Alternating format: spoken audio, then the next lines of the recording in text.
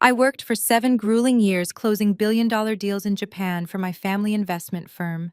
Then they fired me right before my biggest contract signing, claiming a $50 software could replace me anytime. I smiled and walked away. The day of the actual signing will be unforgettable.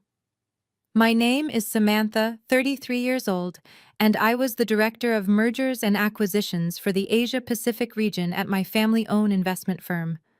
Or at least I was until a Tuesday morning that changed everything. Before I continue this story, let me know where you are watching from in the comments below. Hit like and subscribe if you have ever had to stand up to a toxic family who underestimated your true worth. You are fired, Samantha. Pack your desk and be out of this building in 15 minutes.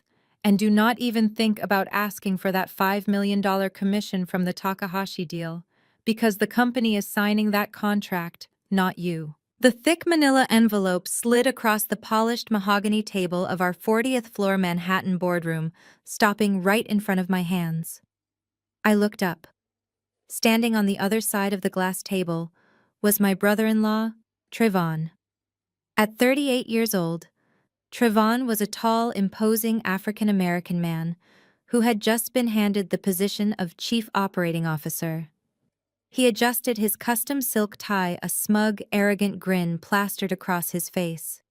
He had always been a ruthless pragmatist, a man who believed that loud voices and aggressive American corporate tactics could bully any international partner into submission. He despised the careful, culturally nuanced approach I used in the Asian markets. Beside him stood my older sister Stephanie. She was 36, freshly appointed as the chief executive officer by our parents, despite having absolutely zero experience closing international mergers. Stephanie crossed her arms over her designer blazer, looking down at me with a look of pure contempt. "We have decided to take over the Sakura project," Stephanie announced, her tone dripping with unearned authority. "The $1.5 billion merger with the Takahashi Corporation is entering its final stage. We do not need a glorified translator sitting at the big kids' table anymore." A glorified translator. The words hit the air like a physical strike. I had spent 2 agonizing years cultivating this deal. 2 years of flying back and forth between New York and Tokyo. 2 years of navigating the intricate, highly traditional corporate culture of Mr. Kenji Takahashi, a 60-year-old Japanese tech billionaire who valued honor, respect, and deep personal trust above all financial metrics. I was the one who sat through the endless tea ceremonies. I was the one who translated the complex legal nuances. I was the one who earned his trust. Stephanie had never even met the man. She had barely managed to point out Tokyo on a map. I looked back and forth between them, keeping my breathing completely steady. "I built this deal from the ground up," I said calmly. "My degree in East Asian languages and cultures is the only reason Mr. Takahashi even opened the door for this firm. You both know he refuses to do business with anyone who disrespects his heritage." Stephanie rolled her eyes, letting out a sharp, mocking laugh. "Oh, please, Samantha, stop pretending your little cultural studies degree makes you special. Mom and Dad always said you wasted your college years on a useless major instead of studying finance like I did. You are just a translation tool, a highly overpaid human dictionary." Trayvon chuckled, resting his heavy hands on the table. He leaned forward, his expensive cologne filling the space between us. "Welcome to the modern world, Samantha," he sneered. "We just purchased a premium artificial intelligence translation software for $50 a month. It can translate complex legal documents in 3 seconds flat. We do not need to pay you a $5 million commission when an algorithm can do your job for the price of a decent lunch. Besides, business is just numbers. Once we get to Tokyo and flash American dollars in his face, that old man will sign on the dotted line." I did not scream. I did not throw a tantrum. I did not beg for my job or my commission. I simply looked at Trayvon's self-satisfied face and Stephanie's greedy eyes, and a wave of absolute cold clarity washed over me. They were arrogant. They were greedy. And most dangerously, they were deeply, incredibly ignorant. They thought a $50 software could replace 7 years of cultural trust. They thought they could bully a traditional Japanese billionaire who valued loyalty over profit. But more importantly, they did not know the one secret I had carefully secured. Mr. Takahashi had never signed a standard letter of intent with our company. Because of his strict traditional values and the personal bond we had forged, he had insisted on signing a specialized memorandum of understanding. That document contained an ironclad key personnel clause. It explicitly stated that the $1.5 billion deal was entirely contingent on my personal management of the project. Without my signature of approval, their massive, glorious contract was absolutely worthless, but I was not about to tell them that. The heavy glass doors of the boardroom swung open.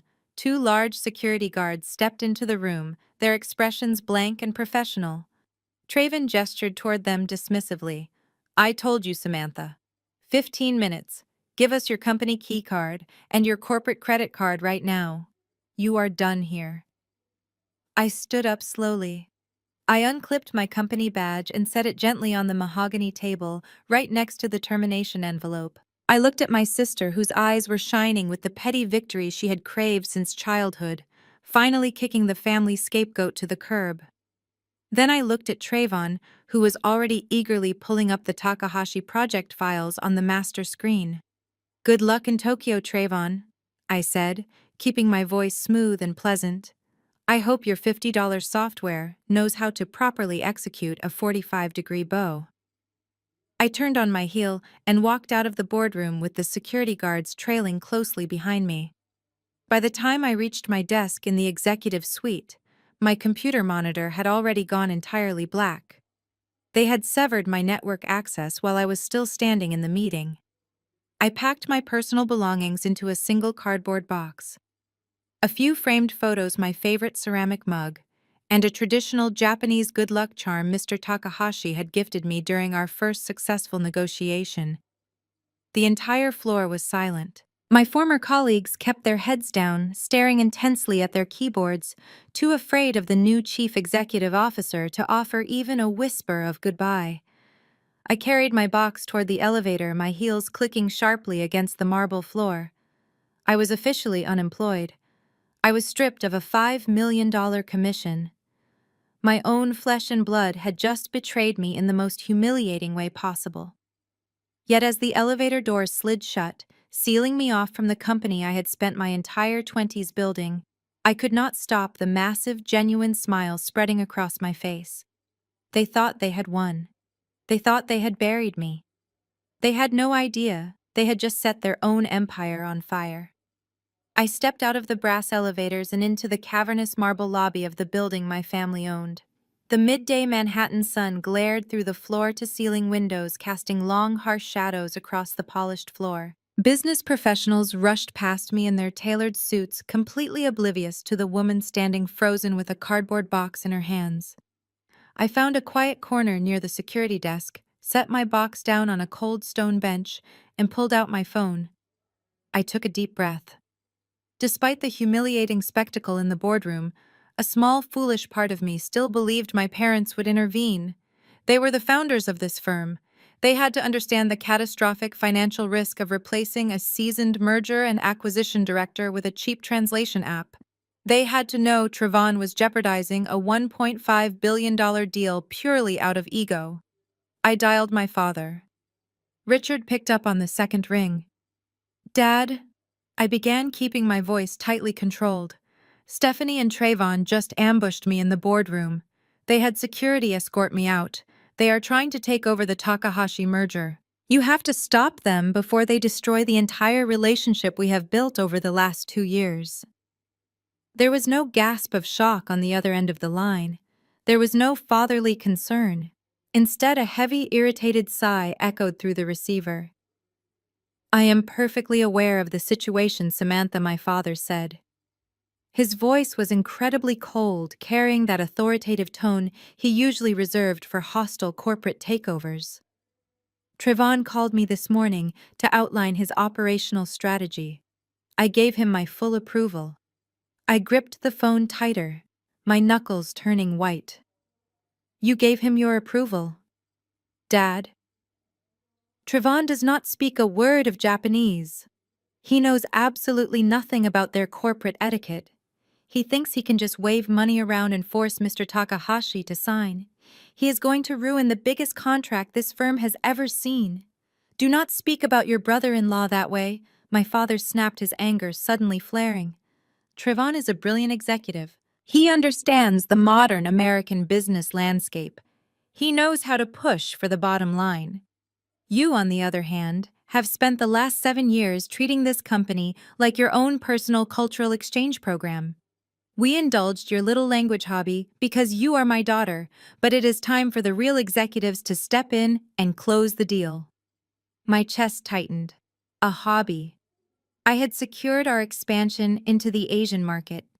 I had brought in hundreds of millions in revenue over the past 7 years, while Stephanie was taking extended vacations and Trayvon was bouncing between failed tech startups before marrying into our family. I brought that deal to the table. I reminded him, my voice rising slightly despite my best efforts. I spent countless hours earning their trust when nobody else in this building could even secure a phone call with them. You are going to let them steal my $5 million commission. You are an ungrateful, entitled child, my father fired back, his volume matching mine. You have been leeching off this family company for years. We paid your salary. We funded your ridiculous cultural degree when you refused to study finance like your sister. Every contact you made belongs to the firm. You own nothing. You deserve nothing. You should be thanking Stephanie and Trayvon for letting you play a part in this process for as long as you did. Before I could respond to the sheer audacity of his rewritten history, the sound of the phone being passed rustled through the speaker. My mother Diane came on the line. I braced myself, hoping for at least a shred of maternal mediation. I should have known better. Samantha, please stop causing such unnecessary drama, my mother said, her voice dripping with that familiar, patronizing sweetness she used to dismiss my feelings. Your sister is under a lot of stress, stepping into the chief executive officer role. She does not need you throwing a tantrum and complicating her first major victory. Her first major victory. They were truly going to hand Stephanie my life work on a silver platter and applaud her for it.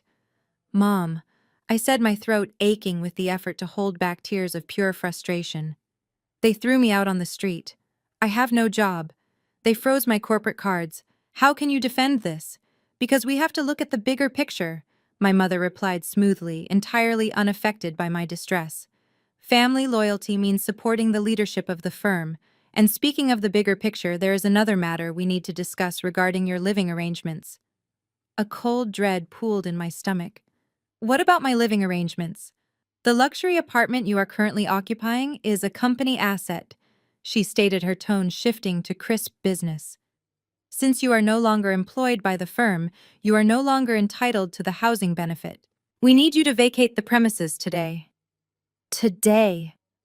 I gasped, the shock finally breaking through my carefully maintained composure. Mom, you cannot be serious. All my things are there. My furniture, my clothes. I have nowhere else to go tonight. You are a grown woman, Samantha. I am sure you can figure it out, she replied breezily.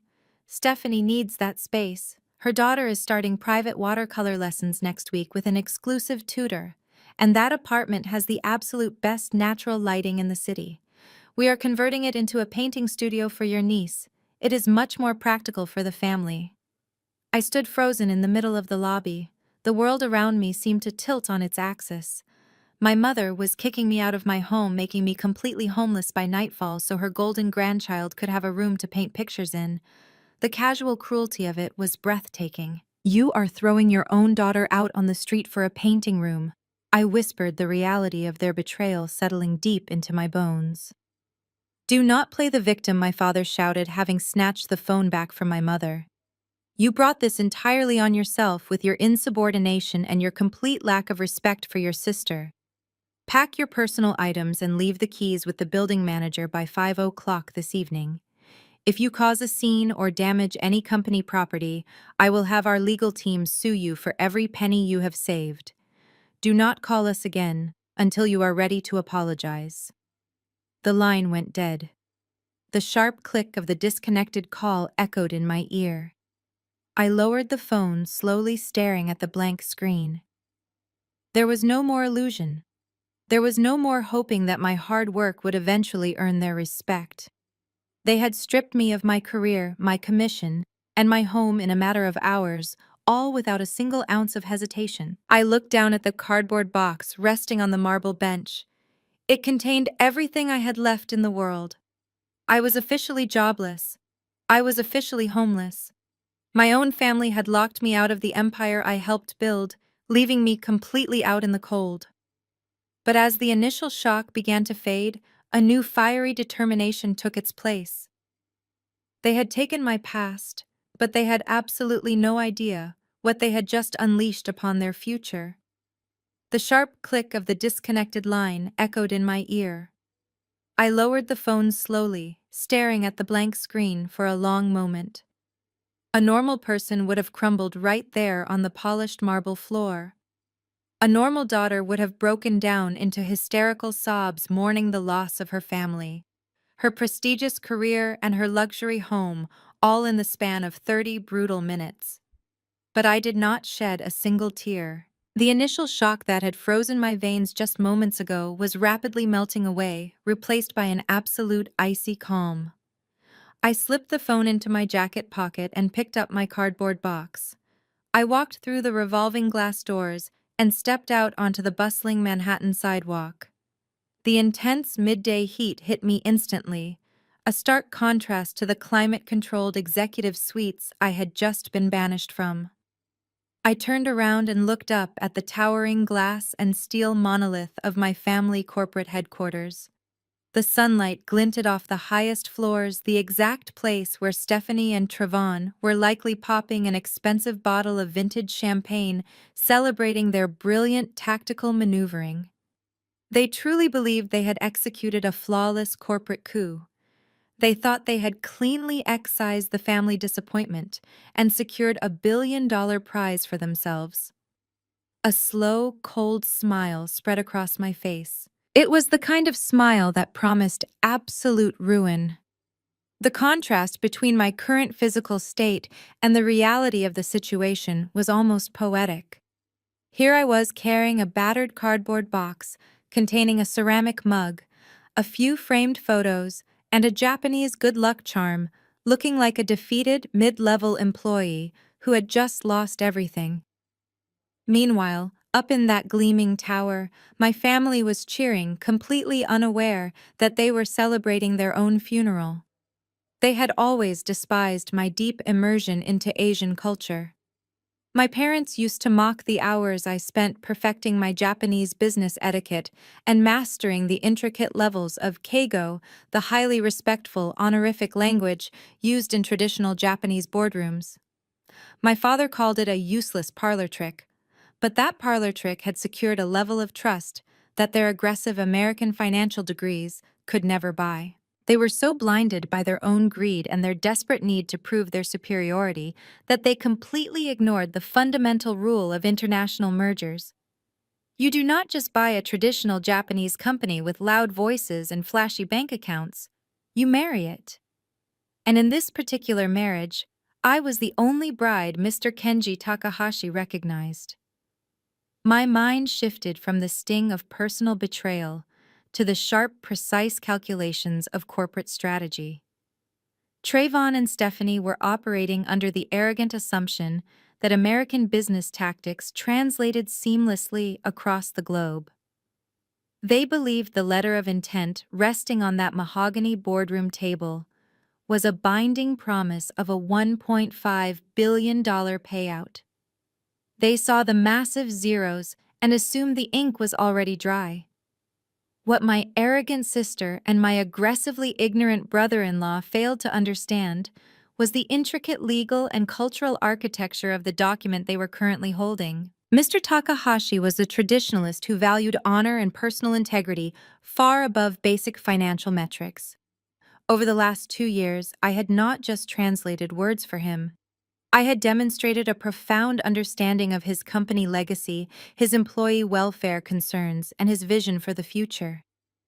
Because of that deep personal trust, the preliminary agreement we established was not a standard Western contract.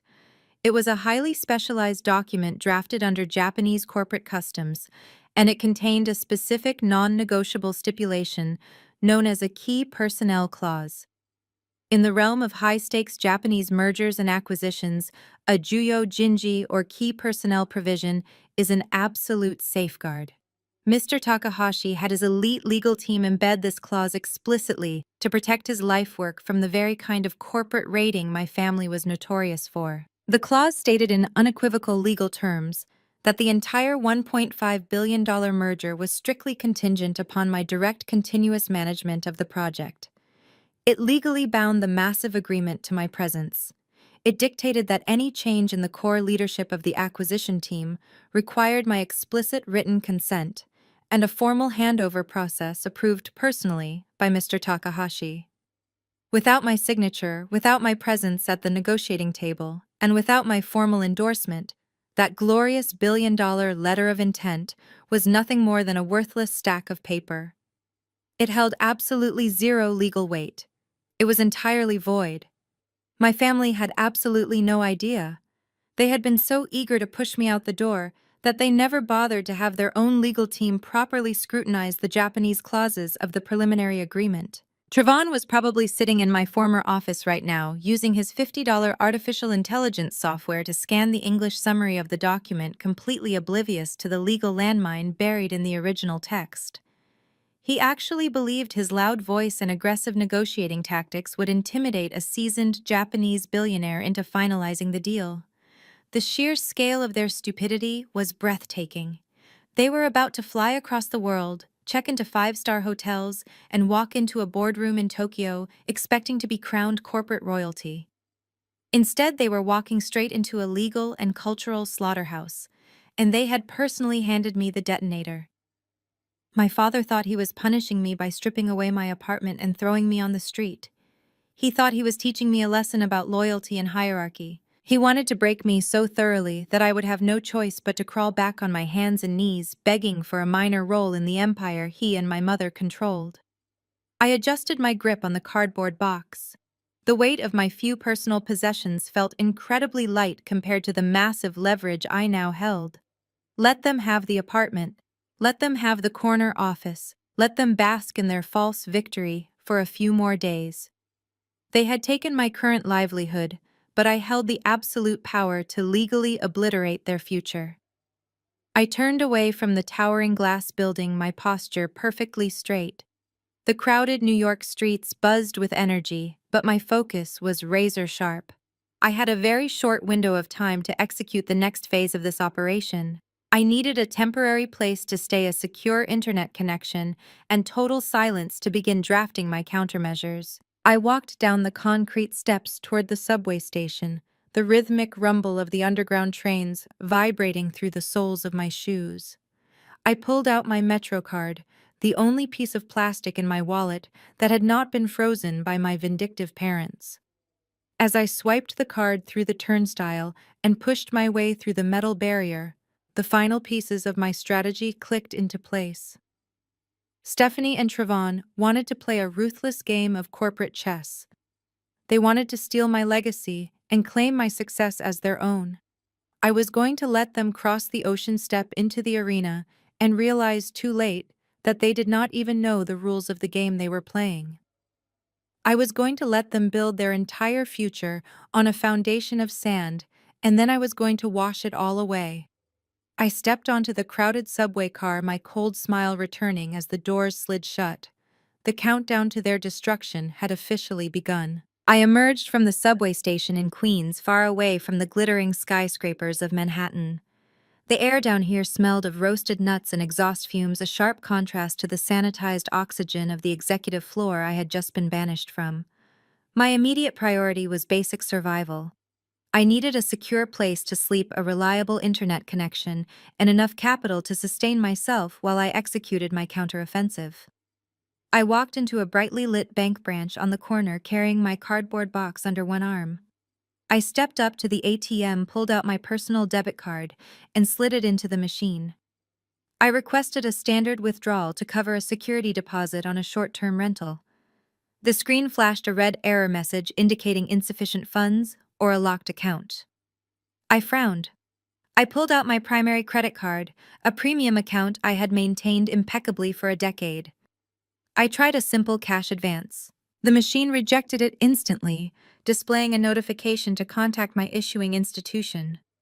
A cold knot formed in my stomach. I knew my parents were vindictive, but freezing my independent lines of credit required a level of financial sabotage that crossed serious legal boundaries. I did not waste time staring at the machine. I marched directly into the branch and approached the customer service desk. The branch manager, a middle-aged man with wire-rimmed glasses, looked up from his monitor. I placed my identification on his desk and demanded a full review of my financial portfolio. He tapped his keyboard, his eyes scanning the data on his screen. A deep frown creased his forehead. He looked at me, then back at the screen, clearly uncomfortable with what he was seeing. "I am sorry, miss," he said softly, "but every single account linked to your social security number has been frozen. The directive came directly from the primary account holders of your family corporate trust." I leaned forward, planting my hands flat on his desk. "Those are my personal accounts." I stated, my voice dangerously low. "My salary was deposited there. They have no legal jurisdiction to freeze assets that do not belong to the firm." The manager swallowed hard, wiping a bead of sweat from his brow. "Technically, because your personal banking profile was originally structured under the corporate umbrella account. When you were hired right out of college, the firm retains administrative override capabilities. They executed a total asset freeze exactly 1 hour ago." I closed my eyes for a fraction of a second. My parents had weaponized their corporate power to instantly paralyze my daily life. They wanted me stranded on the street with absolutely no resources, but I still had my ace in the hole. My grandmother had left me a substantial personal trust fund before she passed away. It was completely and entirely separate from the company. It was my untouchable safety net, heavily guarded by strict legal parameters that I assumed even my parents could not breach. "Check the independent trust fund," I instructed the manager. "The one established by my late grandmother. It operates entirely outside the corporate umbrella. Transfer $50,000 from that trust into a new, unaffiliated checking account immediately." The manager typed frantically, eager to resolve the tension radiating from my side of the desk. He pulled up the trust portfolio. Suddenly, all the color drained from his face. He stopped typing entirely. His hands trembled slightly as he pushed the monitor toward me so I could see the screen. "I am so sorry," he whispered. "The balance is 0. I stared at the glowing numbers on the screen. $0.00. My heart hammered violently against my ribs. "That is impossible," I said, my voice sharp. "That trust contained over $2 million. It required my exclusive signature for any withdrawal." The manager pointed a shaking finger at the transaction history. "A wire transfer for the entire balance was executed at exactly 1:15 this afternoon. The authorizing signatures belong to Richard and Diane." How did they bypass my authorization? I demanded, the sheer audacity of the theft threatening to break my carefully maintained composure. "They utilized a dormant guardianship clause," the manager explained, his voice barely audible. "When the trust was originally established, you were a minor. Your parents were listed as legal custodians in the event of incapacitation or severe financial liability. They filed emergency paperwork claiming extreme financial damages against their corporation caused by your sudden termination. The transfer note attached to the withdrawal explicitly states the funds were seized for, and I quote, recovering the costs of your upbringing, education, and the financial liability you allegedly inflicted upon the firm. They had stolen my inheritance. They had weaponized a decades-old legal loophole to rob me blind, justifying their grand theft as a reimbursement for raising me.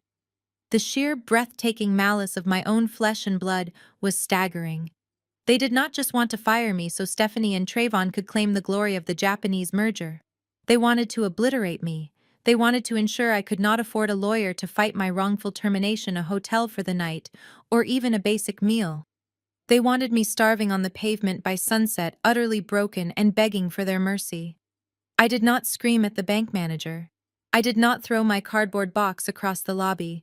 I simply picked up my belongings and walked out into the suffocating afternoon heat. I had absolutely nothing. No cash, no credit, no home, no trust fund. But as I stood on the gritty sidewalk, I felt a heavy, familiar weight on my left wrist. I looked down at the vintage luxury timepiece my grandmother had given me when I graduated college. It was a masterpiece of Swiss engineering, a rare limited edition worth at least $30,000 on the resale market. I walked 3 blocks down the avenue until I found a high-end pawnbroker and jewelry buyer with heavy iron bars over the windows. I walked in, unclasped the watch, and placed it on the glass counter. The dealer examined it meticulously under a loupe, recognizing its pristine condition and rare craftsmanship. I walked out 20 minutes later with a thick envelope of untraceable cash. It broke my heart to lose the only physical memory of my grandmother, but I knew she would understand. She was a fierce woman who built her own fortune, and she knew that going to war required funding. Before the sun dipped below the horizon, I paid cash for a week in a dingy, unassuming motel room with peeling wallpaper and a flickering neon sign outside the window. The room smelled faintly of stale smoke and bleach, a million miles away from the penthouse suites I usually occupied. I locked the flimsy door behind me, set my cardboard box on the sagging mattress, and pulled out my laptop. I plugged it into the wall and connected to the unsecured motel wireless network. I was completely stripped of my past, my savings, and my family. The war chest was gone, but my resolve was sharper than ever. My parents thought they had left me with absolutely nothing. They forgot that I was the architect of their greatest success, and I knew exactly how to demolish the building from the inside out. I spent the first 48 hours in that miserable motel room doing what any top-tier executive would do. I fought back. I opened my laptop and sent out feelers to my network. I was a 33-year-old director who had personally generated hundreds of millions in revenue. My portfolio was immaculate. Within hours, I had 5 preliminary interviews lined up with some of the most aggressive competitor firms on Wall Street. Headhunters were practically salivating over the chance to poach me from my family enterprise. They knew my value, or so I thought. By Thursday morning, the atmosphere shifted drastically. It started with an email cancellation at 8 a.m., then a very brief, awkward phone call at 9. By noon, every single one of those 5 elite interviews had been abruptly terminated. The excuses were identical and entirely manufactured. They suddenly decided to pause hiring. They restructured the role. They were moving in a different internal direction. I did not survive 7 years in the ruthless world of corporate mergers by being naive. You do not lose 5 guaranteed executive interviews in a single morning by coincidence. Something was actively poisoning the water. I picked up my phone and dialed an old industry contact, a senior executive recruiter I had worked with for years. He ignored my first 2 calls. On the 3rd attempt, he finally picked up, his voice hushed and hurried as if speaking to me was a contagious disease. He told me I needed to stop sending out my resume. He told me I was completely radioactive. The night before, the New York Mergers and Acquisitions Association had hosted its annual black tie gala at the Plaza Hotel. It was the most exclusive networking event of the year, a room packed with every major decision-maker, managing partner, and investment tycoon in the city. I usually attended that dinner. This year, my family went without me. According to my contact, Trayvon and Stephanie had worked the room like seasoned politicians. Trayvon, wearing a bespoke tuxedo paid for by my hard work, had casually dropped my name during a conversation with the managing partners of 3 rival firms. He did not just say I was fired for performance issues. He poured a lethal dose of poison directly into my professional bloodstream. He told them I was terminated for severe ethical violations. Stephanie had played her part perfectly, sighing and shaking her head while sipping champagne. She told the top executives in New York that I had been caught leaking highly classified trade secrets to competing firms. My parents, Richard and Diane, had stood right beside them, offering performative, sorrowful nods. They told their wealthy friends that it broke their hearts to fire their own daughter, but they had to protect the integrity of the firm. They claimed I was a massive liability who nearly compromised a billion-dollar international contract with my corporate espionage. In the world of high-stakes mergers and acquisitions, confidentiality is absolute. It is the lifeblood of the entire industry. An executive accused of breaking non-disclosure agreements or leaking proprietary data is instantly dead on arrival. No compliance department will ever approve their hiring. No board of directors will ever let them near a confidential ledger. My family knew exactly what they were doing. They had assassinated my character on the biggest stage possible. They had executed a flawless, coordinated industry blacklist. The recruiter hung up on me shortly after delivering the news, advising me to look for a different career path entirely. I tossed my phone onto the cheap, scratchy bedspread of my motel room. The walls felt like they were closing in. I paced the narrow stretch of stained carpet between the bed and the door. The sheer malice of their strategy was breathtaking. They had already taken my job, my commission, my apartment, and my inheritance. They had won. Why go to such extraordinary lengths to salt the earth behind me? Why orchestrate a public execution of my professional reputation? Then the cold, ugly truth settled over me. This was never just about business. This was about absolute control. Richard and Diane knew exactly how capable I was. They knew that if I walked into a rival firm, I would immediately become their most dangerous competitor. I would use my intimate knowledge of the Asian markets to crush them. But it was deeper than just neutralizing a business threat. This was psychological warfare. My parents could not handle the fact that I had never fit their mold. They hated that I chose culture and language over their rigid financial path, yet I still became the most successful person in their building. They wanted to break my spirit completely. By blacklisting me across the entire industry, they were ensuring that my pawned cash would eventually run out. They wanted me to exhaust my resources. They wanted me applying for minimum wage retail jobs, drowning in despair until my pride finally shattered. Their ultimate goal was terrifyingly clear. They wanted to starve me out. They wanted to watch me hit absolute rock bottom so that I would have no choice but to crawl back to their sprawling estate. They pictured me falling to my knees, begging for a junior-level clerical job, apologizing for my insubordination, and admitting that I was nothing without their protection. They wanted to own me, mind, body, and soul. I stopped pacing. I stood in front of the smudged mirror above the cheap motel sink and looked at my reflection. I did not look like a woman who was about to surrender.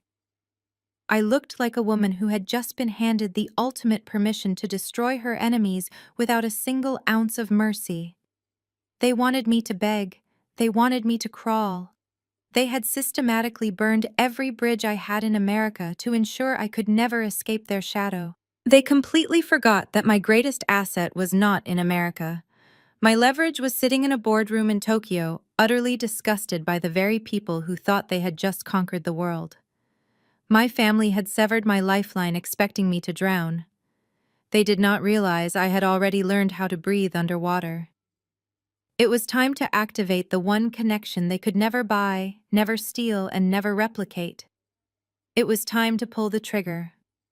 The motel room smelled of stale cigarette smoke and cheap bleach, a harsh contrast to the customized leather chair I was sitting in 24 hours ago.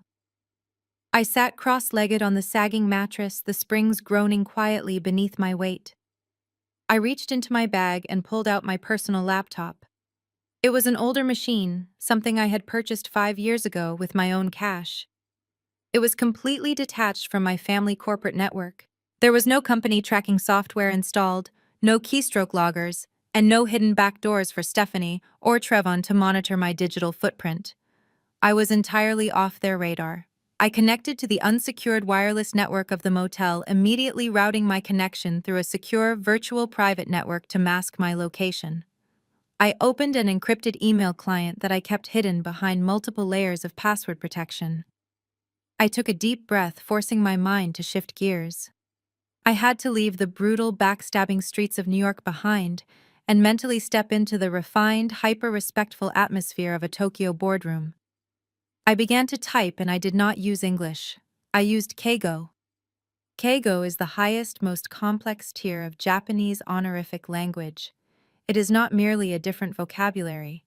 It is a profound linguistic art form built entirely on extreme respect, humility, and strict hierarchical distance. It requires an absolute understanding of exactly how to lower your own status while simultaneously elevating the person you are addressing. You cannot simply plug English sentences into a $50 artificial intelligence translation application and generate flawless Keigo. A machine translates literal words. It does not translate deep cultural reverence. Trevon was completely oblivious to this fact. He actually believed business was a universal language of loud voices, aggressive handshakes, and dollar signs. He had no idea that sending a poorly translated robotic email to a Japanese billionaire was considered a massive, unforgivable insult. I addressed the email directly to a private, heavily encrypted server address. It was a secure line that Mr. Kenji Takahashi had entrusted exclusively to me during a late-night dinner in Kyoto a year ago. He had given it to me on a handwritten slip of paper, explicitly instructing me to use it only to bypass his own corporate screening protocols in the event of an absolute crisis. It was a channel reserved for emergencies of the highest order. I typed the subject line with careful precision. Project Sakura, code red. I have been forced off the board. In the body of the message, I did not whine. I did not complain about my parents cutting off my trust fund, freezing my bank accounts, or blacklisting me across the American corporate landscape. Traditional Japanese business culture heavily despises emotional outbursts, public grievances, and petty family drama. Instead, I presented the raw, unvarnished truth with surgical, professional grace. I informed Mr. Takahashi that the corporate leadership of my family firm had executed a sudden hostile internal restructuring. I explained that I had been terminated without cause and physically removed from the premises by security. I stated clearly that my family intended to proceed with the $1.5 billion merger signing tomorrow morning, led entirely by my brother-in-law and my sister. I warned him that the new leadership completely lacked the cultural competence and the historical understanding required to honor his incredible corporate legacy. Most importantly, I reminded him that I was no longer legally authorized to fulfill the key personnel clause we had personally drafted together. I closed the email with a profound apology for the sudden disruption, taking full personal responsibility for the chaos, and expressing my deepest gratitude for his mentorship and trust over the past 2 years. I reviewed the text one final time. It was culturally flawless. It conveyed absolute loyalty to him and zero loyalty to my family. I pressed send. The encrypted message vanished into the digital void, traveling thousands of miles across the globe in a fraction of a second. I closed the laptop lid slightly and stared at the flickering neon sign outside the smeared motel window. The red light pulsed in a slow, rhythmic beat against the peeling wallpaper. I had just initiated the corporate equivalent of a nuclear strike. My parents and my sister had spent the entire day systematically destroying my reputation in America. They had stolen my inheritance and thrown me into the gutter, confident that I was completely powerless. But they had forgotten that true power is not always loud. Sometimes true power is a silent, encrypted message sent from a cheap motel room in Queens. I sat in the dim light and waited. The silence in the room was deafening. I listened to the muffled sound of traffic out on the street, counting the seconds in my head. 1 minute passed, then 2. The tension in my chest was almost unbearable. If Mr. Takahashi ignored the email, I was truly dead in the water. If his executive assistants managed to intercept it, the message might be buried until Monday, which would be far too late. But I knew the man. I knew his relentless dedication to his business and his absolute disdain for corporate deception. At exactly 3 minutes after I hit send, a A sharp crystalline chime broke the heavy silence in the room. I flipped the laptop open instantly. A single new message sat in my encrypted inbox. It was directly from Mr. Takahashi. I clicked it open, my pulse hammering violently against my ribs. There were no formal greetings. There were no polite inquiries about my well-being. There was no hesitation whatsoever. There was only a single decisive sentence translated perfectly into English that completely obliterated my family's entire scheme. You have 24 hours to be in Tokyo. All expenses will be paid by me. I stared at those words until they burned into my retinas. A massive surge of adrenaline rushed through my veins. The game was no longer being played on my family-rigged American chessboard. We were moving to my territory. I grabbed my jacket, stuffed the laptop into my bag, and headed straight for the door. 14 hours later, I stepped off a first-class flight at Narita International Airport. A sleek black luxury sedan was already waiting for me directly on the tarmac. Mr. Takahashi had arranged every single detail of my arrival with the kind of flawless precision my family completely lacked. I watched the vibrant neon lights of Tokyo blur past the tinted windows of the car. I had left New York as a homeless outcast with a frozen bank account.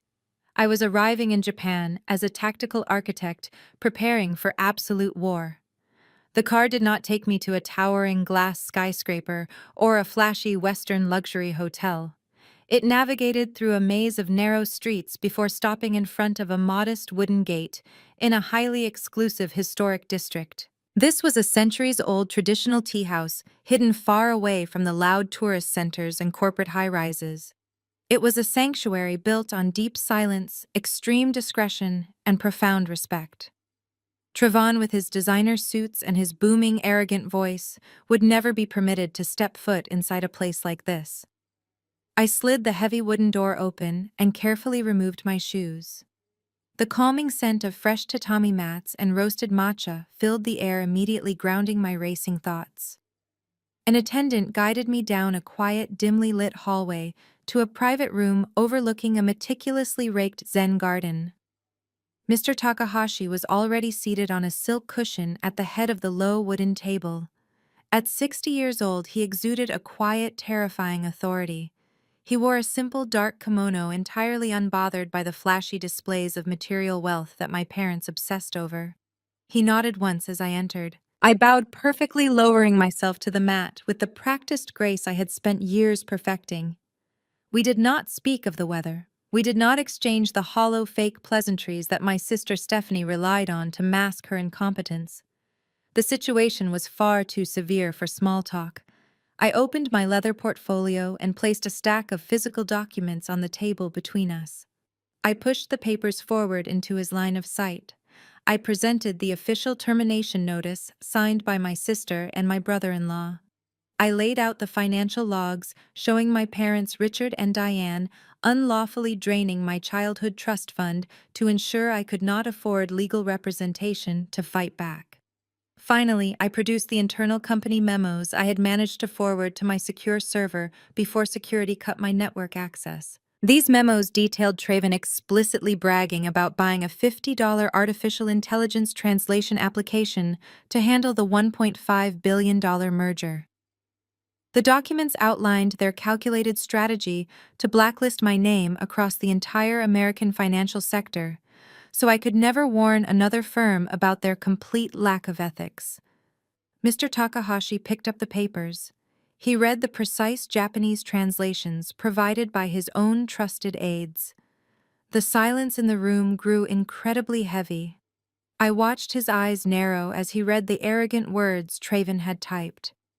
He read how my family referred to his lifetime of technological innovation as a simple cash grab.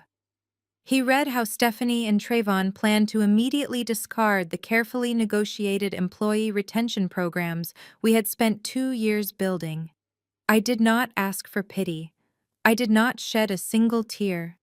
I sat perfectly still, projecting only absolute professional resolve. When Mr. Takahashi finished reading, he placed the documents down with deliberate slowness.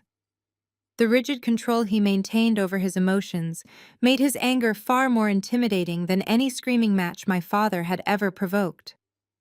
They consider our corporate legacy a simple transaction to be processed by a cheap machine, he said, his voice dangerously quiet. They believe they can discard the architect of our mutual trust and simply replace you with algorithms and extreme arrogance. This is not merely unprofessional, Samantha. This is a profound insult to the honor of my enterprise and a direct violation of our established agreements. I nodded once, acknowledging the severe weight of his statement. My family operates on the delusion that American capital forces everyone to bow, I replied smoothly. They do not understand that true wealth and lasting power in this country are built entirely on respect and loyalty. Mr. Takahashi reached into his robe and pulled out his phone. His face was a mask of cold fury. He did not hesitate. I will contact my legal division immediately, he stated firmly. We will issue a formal, immediate termination of the letter of intent. I will ban your family corporation from ever conducting business in the Asian market. The Sakura project with them is officially dead as of this moment. He began to dial the number for his general counsel, but I raised my hand just slightly. It was a massive, calculated risk to interrupt a man of his stature, but I desperately needed him to see the bigger, far more devastating picture. Please wait, I said, my tone even and absolute. Do not cancel the contract today. Mr. Takahashi paused, his finger hovering over the screen of his phone. He looked up at me, his dark, perceptive eyes piercing through my calm facade. Canceling the deal right now only injures their pride, I explained, leaning forward slightly to emphasize my point. If you terminate the agreement today, they will simply fly back to New York, spin a convincing lie to their shareholders about market fluctuations, and find another vulnerable company to exploit. They will face zero financial consequences for their treachery. If you truly want to punish their immense disrespect, we cannot just lock them out of the building. We have to let them walk right into the vault, smiling and celebrating, and then we lock the heavy steel door right behind them. Mr. Takahashi slowly lowered his phone to the table. The faintest trace of a dangerous, approving smile touched the corners of his mouth. He placed his hands flat on his knees, giving me his full, undivided attention. I propose we proceed exactly as they expect. I continued laying out the ruthless strategy that had kept me awake for the last 24 hours. Let Stephanie and Trevon fly to Tokyo in their first-class seats. Let them bring my parents to gloat. Let them taste the absolute certainty of the victory they stole from me. But while they are busy parading around your city spending money they do not have, we will completely restructure the legal and financial foundation of this merger right under their noses. We are going to use their own blinding arrogance against them. We are going to teach my family a devastating, inescapable lesson in international corporate law that will bankrupt their entire empire. Mr. Takahashi did not just agree to my strategy, he mobilized an absolute army to execute it. Within an hour of our meeting at the traditional tea house, I was sitting in a highly secure, soundproof conference room in the Ginza district, surrounded by 3 of his top corporate attorneys and 2 elite financial fixers. In Japan, establishing a new corporate entity usually requires mountains of red tape, endless physical paperwork, and weeks of bureaucratic maneuvering. But when a billionaire technology titan personally guarantees the capital and puts his formidable reputation on the line, doors open instantly. We worked straight through the night, fueled by strong black coffee and absolute tactical focus. By the time the sun rose over the glittering Tokyo skyline, we had entirely bypassed the usual waiting periods. We legally registered a brand new, strictly independent limited liability company.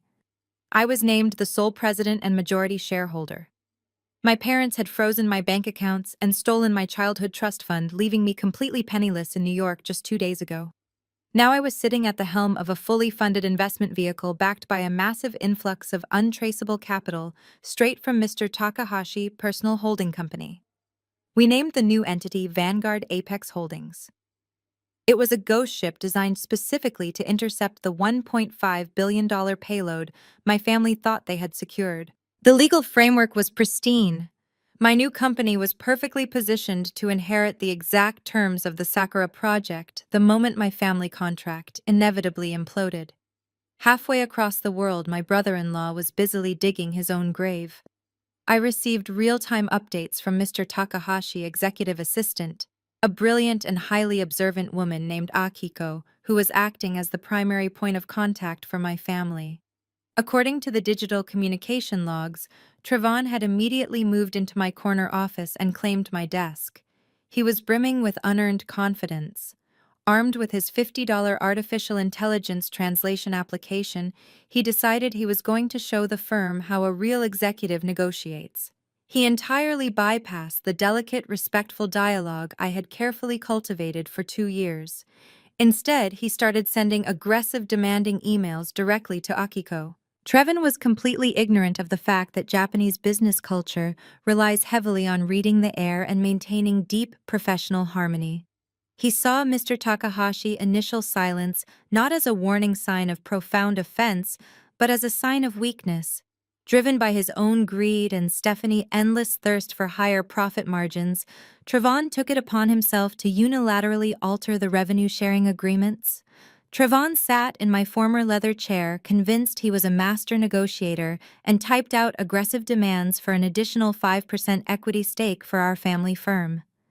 He completely stripped away the comprehensive severance packages and employee protection clauses I had painstakingly negotiated for the Japanese robotics engineers. He treated the $1.5 billion merger like a cheap flea market barter. He copied and pasted his harsh American corporate jargon into his cheap software, assuming the machine would perfectly convey his dominant alpha male persona. The translations that arrived in Akiko's inbox were an absolute linguistic catastrophe. The software entirely failed to process the intricate nuances of Keigo. Instead of formal business requests, Trevon emails read like aggressive, almost hostile demands from a street thug. He used informal pronouns that bordered on outright insults when addressing a 60-year-old respected billionaire. But the offensive language was only a small fraction of the weapon we were building against him. Every single time Trevon sent an email modifying the financial terms without mutual consultation, he was committing a severe breach of good faith negotiating principles. He had no idea that Akiko was forwarding every single message directly to me and the legal team in Ginza. We sat in the boardroom printing out his catastrophic emails one by one. The lawyers meticulously documented every unilateral change, every aggressive demand, and every cultural insult. We were compiling a massive, irrefutable dossier of corporate malpractice.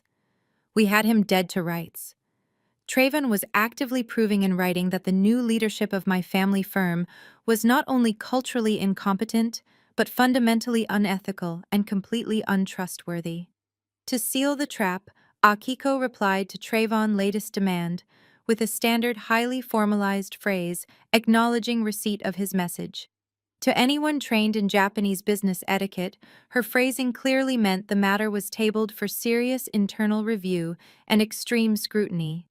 But Trevon fed her polite response into his cheap translation application.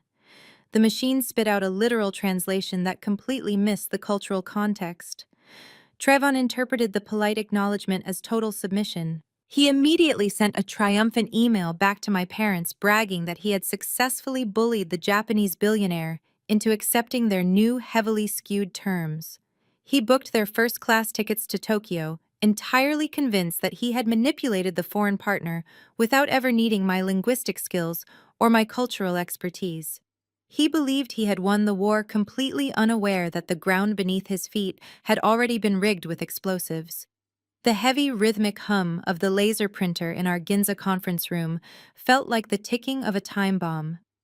Akiko stood perfectly straight beside the machine, her normally composed expression fracturing into genuine horror as she collected the latest batch of revised contracts forwarded by my brother-in-law. She placed the freshly printed documents onto the massive oak table, sliding them precisely between Mr. Takahashi and myself. I picked up the top sheet, my eyes scanning the Japanese characters. For a brief second, the sheer magnitude of the linguistic catastrophe paralyzed my brain. Then I had to physically bite the inside of my cheek to stop myself from laughing out loud in the middle of a highly formal corporate setting. Trayvon had promised my parents he would secure a more aggressive, highly profitable agreement using his $50 artificial intelligence application. He had taken the intricately balanced, culturally respectful contract I had spent 2 years drafting and fed it directly into a machine. He wanted to sound like a dominant Wall Street shark. He wanted to establish that the American acquisition team was the superior force in the room. He typed out the English phrase, strategic partner for corporate assimilation. The artificial intelligence, entirely devoid of cultural context, historical nuance, or basic human respect, processed his aggressive English phrasing and spit out a literal Japanese translation. It did not use the respectful business term for an equal partner. Instead, the software selected a highly aggressive, archaic term that roughly translated to subjugated target for complete liquidation. Trayvon had officially submitted a legally binding draft document to a 60-year-old Japanese billionaire, effectively calling him a defeated subordinate whose life work was about to be scavenged for parts. In traditional Japanese corporate culture, hierarchy, honor, and mutual respect are the absolute foundations of any business relationship. An insult of this magnitude was not just a faux pas. It was a formal declaration of corporate war. But Trayvon did not stop there. Emboldened by what he perceived as Japanese submission, he continued to fire off rapid, carelessly formatted emails throughout the New York afternoon. He entirely stripped away the customary opening greetings that acknowledged the changing of the seasons and the health of the partner enterprise. He used abrupt, demanding sentence structures that commanded Mr. Takahashi to expedite his internal reviews to accommodate the American timeline. My sister Stephanie, eager to prove her new authority as chief executive officer, decided to add her own layer of sheer incompetence to the digital trail. Akiko handed me a printed email chain where Stephanie had boldly copied my parents Richard and Diane on her correspondence. Stephanie demanded that the Japanese executive team streamline their outdated, tedious signing ceremonies. She explicitly stated that the American delegation had secured reservations at several highly exclusive Michelin star restaurants in Tokyo and did not wish to waste their evening engaging in unnecessary traditional pleasantries. I looked across the table at Mr. Takahashi. He sat with his hands folded perfectly in his lap, his face completely devoid of any readable emotion.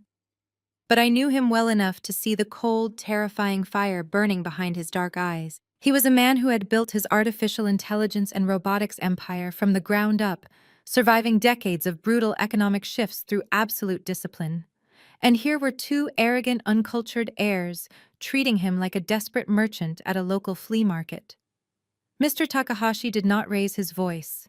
He did not draft an angry response. He simply turned to his lead counsel, a brilliant and impeccably dressed lawyer named Kenjiro. Archive every single transmission. Mr. Takahashi ordered, his voice carrying the lethal weight of a falling blade. Categorize every linguistic insult, every unilateral financial alteration, and every display of gross negligence. Print them in triplicate. Secure them in the primary legal vault. Kenjiro bowed deeply, immediately executing the directive. He looked at me, a rare shark-like smile crossing his professional features. Under international business law, and specifically under Japanese corporate governance, there is a fundamental covenant of good faith and fair dealing required during the finalization of any major acquisition. Kenjiro explained, his voice low and precise. By continuously submitting deliberately offensive, aggressive, and culturally volatile revisions without any mutual consultation, your former company is actively demonstrating extreme bad faith. They are handing us the absolute, irrefutable legal justification we need to classify their behavior as a severe breach of corporate ethics. I leaned back in my leather chair, staring at the growing stack of printed emails. The trap was solidifying with every single keystroke Trayvon made in New York. They were providing us with the exact ammunition required to terminate their version of the Sakura project with extreme prejudice, while simultaneously validating the heavy penalty clauses I had secretly embedded in the original framework. Every arrogant demand they sent was another nail in their own coffin. To ensure they remained completely blind to their impending destruction, Akiko executed the final phase of the digital deception. She replied to the most recent batch of highly offensive machine-translated demands with a standard, perfectly polite, automated corporate response. She simply stated that their revised terms had been officially received, thoroughly documented, and added to the agenda for the final signing ceremony. Halfway across the world, inside the towering glass skyscraper, they had just banished me from my family, received a Kiko message. I did not need to be in the room to know exactly how they reacted. They read the polite confirmation of receipt and took it as an absolute total surrender. Trayvon undoubtedly leaned back in my former chair, bragging to my father about how his aggressive negotiating tactics had broken the stubborn Japanese billionaire in a matter of hours. Stephanie likely poured a glass of champagne celebrating her status as the brilliant new chief executive officer who had finalized a $1.5 billion deal without needing her culturally obsessed, highly paid younger sister. They felt invincible. They were entirely convinced that they had outsmarted me, outmaneuvered the Japanese market, and secured a massive influx of wealth that would cement their legacy on Wall Street forever. Blinded by their own staggering hubris and a complete lack of global business acumen, they did the exact thing I needed them to do. They finalized their luxury travel itineraries. They instructed their personal assistants to pack their designer suits and evening gowns. They ordered the corporate travel department to book 4 first-class tickets on the next direct flight to Narita International Airport. I sat in the quiet, highly secure boardroom in Ginza, holding a printed copy of their flight confirmation that Akiko had discreetly intercepted from the global travel registry. I ran my finger over the names listed on the manifest: Richard, Diane, Stephanie, and Trayvon. They were preparing to fly across the world, perfectly confident that they were about to step into a royal coronation. They had absolutely no idea they were flying straight into a meticulously designed execution.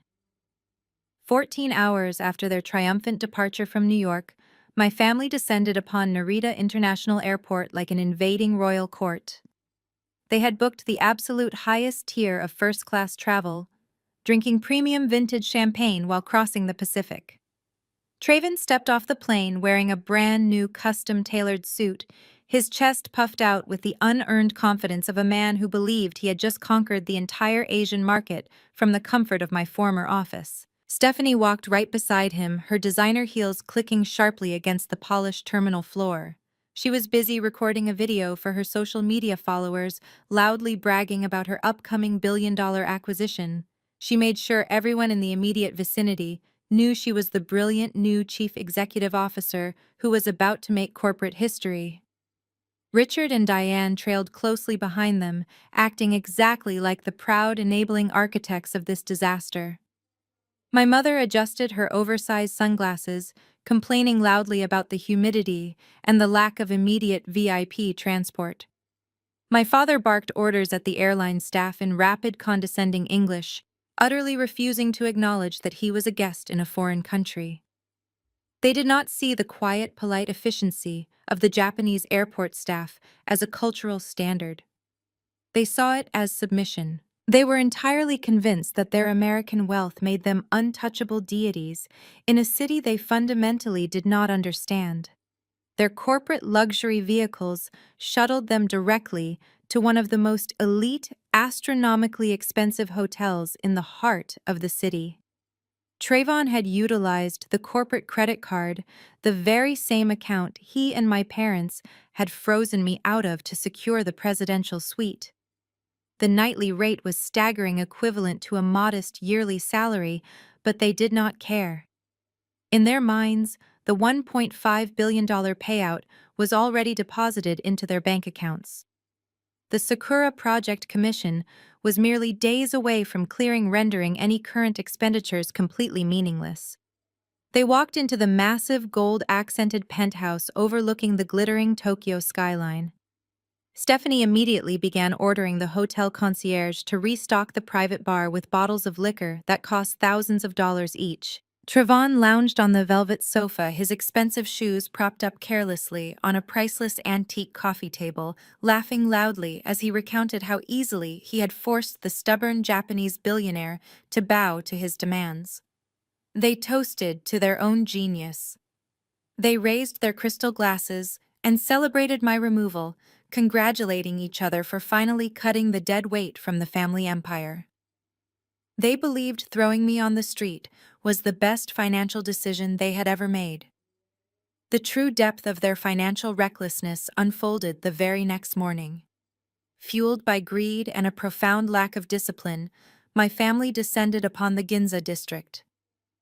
Ginza is one of the most luxurious high-end shopping avenues on the planet, a place where fortunes can be evaporated in a matter of hours. And they intended to evaporate a massive one.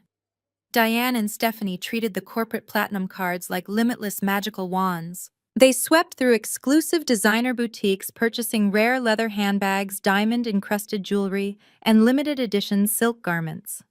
Stephanie loudly justified swiping the company card for a $70,000 diamond necklace, claiming she needed to look the part of a billionaire executive for the signing ceremony. She paraded in front of the boutique mirrors, completely obsessed with her own reflection, ignoring the astronomical price tags. Trayvon was equally gluttonous. He marched into a legendary bespoke watchmaker and demanded their most expensive timepiece.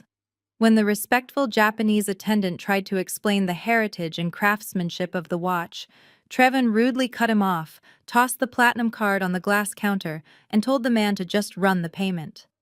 Richard watched approvingly, purchasing his own sets of imported golf clubs and tailored Italian suits. Within a single afternoon, my family had racked up over $400,000 in luxury expenditures. They were leveraging the absolute maximum limits of the company credit lines, completely draining the operational cash flow of the firm they were supposed to be leading. They were spending money that technically did not exist yet, entirely blinded by the illusion of their impending victory. Less than 2 miles away from their grotesque display of vanity, the atmosphere could not have been more different. I was not shopping for diamonds or drinking champagne. I was sitting in a stark, heavily secured, windowless conference room deep inside the Takahashi legal headquarters. The air was thick with the smell of black coffee and laser printer toner. My hair was tied up, my sleeves were rolled up, and my eyes were burning from staring at complex corporate statutes for 16 hours straight. I was flanked by Kenjiro and a team of 6 elite Japanese contract lawyers. We were not celebrating. We were sharpening the blade.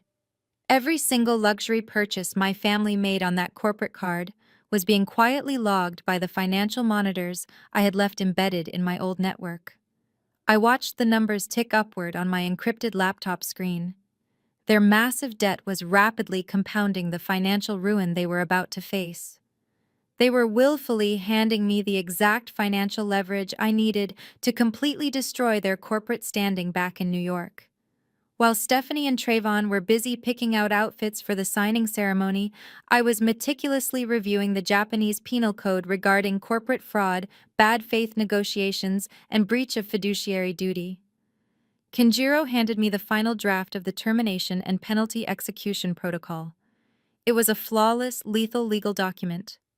It outlined exactly how the $200 million penalty would be triggered the exact second Mr. Takahashi rejected their forged terms. It detailed the immediate asset freeze that would hit their company the moment the breach of contract was formalized. I took a pen and initialed the final page. My family was drowning themselves in luxury, wrapping themselves in expensive silks and imported diamonds. They had absolutely no idea that just a few blocks away I was pulling the heavy, inescapable legal noose tight around their necks. Mr. Takahashi had arranged the pre-signing dinner at a highly exclusive invite-only ryote in the historic Kagurazaka district. This was a traditional restaurant with a 300-year legacy, a sacred space where prime ministers and foreign dignitaries dined in absolute privacy. The serene ambiance was defined by sliding shoji screens, priceless antique ceramics, and profound, reverent silence. That silence was violently shattered the moment my family arrived. They were 45 minutes late. Trevon kicked off his designer shoes carelessly at the entrance, knocking over a meticulously arranged seasonal floral display. He wore a loud pinstriped suit that screamed Wall Street excess. Stephanie stumbled in right behind him, complaining loudly about the humidity ruining her hair. Her wrists were heavy with the diamond bracelets she had purchased that very afternoon using the company credit line. Richard and Diane followed, looking around the minimalist, elegant room with visible disdain. They were clearly expecting a flashy Western steakhouse with crystal chandeliers and loud music, not a quiet room with tatami mats. Mr. Takahashi sat perfectly still at the head of the low wooden table, his face a mask of polite neutrality. Akiko, his executive assistant, and Kenjiro, his lead counsel, sat beside him. They bowed deeply and respectfully as my family entered the room. Trevon did not return the bow. He simply walked over, dropped his heavy frame onto the delicate silk cushion, and groaned loudly about having to sit on the floor. The master chef had prepared a customized kaiseki menu, a multi-course traditional dinner that was considered a profound honor to receive. The first course, a delicate arrangement of seasonal sashimi and sea urchin, was placed gently in front of Trevon. He took one single look at the culinary masterpiece, wrinkled his nose in pure disgust, and pushed the antique ceramic plate away. He actually waved his hand dismissively at the master chef. "I do not eat bait," Trevon announced, his booming voice echoing harshly off the paper walls. "Get me a well-done steak. If you do not have steak, order me a burger from room service. I am not putting raw fish in my mouth." Stephanie laughed, pushing her own plate aside and loudly agreeing that the texture looked absolutely repulsive. The severe cultural insult hung heavy in the air, but Mr. Takahashi simply signaled the servers to remove the plates. He did not show a single ounce of anger. Trevon took this extreme restraint as total submission. Emboldened by what he perceived as dominance, Trevon pulled out his phone and opened his cheap translation application. He held the glowing screen right up to Akiko's face, completely invading her personal space, and snapped his fingers at her like she was a dog. "Tell the old man we need to skip all these tiny little dishes and get straight to the paperwork," Trevon ordered. Akiko, a highly educated executive who spoke fluent English, simply stared at him. She did not need a machine to understand his profound disrespect, but she maintained her flawless professional composure. "I understand, sir," she replied in perfect, unaccented English. "I will inform Mr. Takahashi of your preference." Trevon looked momentarily startled that she spoke English, but quickly recovered his arrogant smirk. "Good," he said, leaning back and loosening his silk tie. "Let us get down to business. I do not have all night to sit on the floor."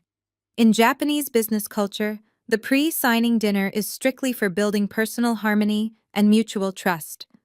You absolutely never discuss contract terms, financial metrics, or legal clauses over a kaiseki meal. It is considered aggressively rude and highly unprofessional.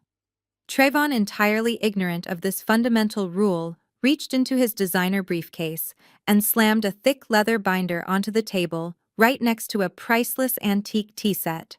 He pulled out a gold-plated pen and slid the document across the low table toward Mr. Takahashi.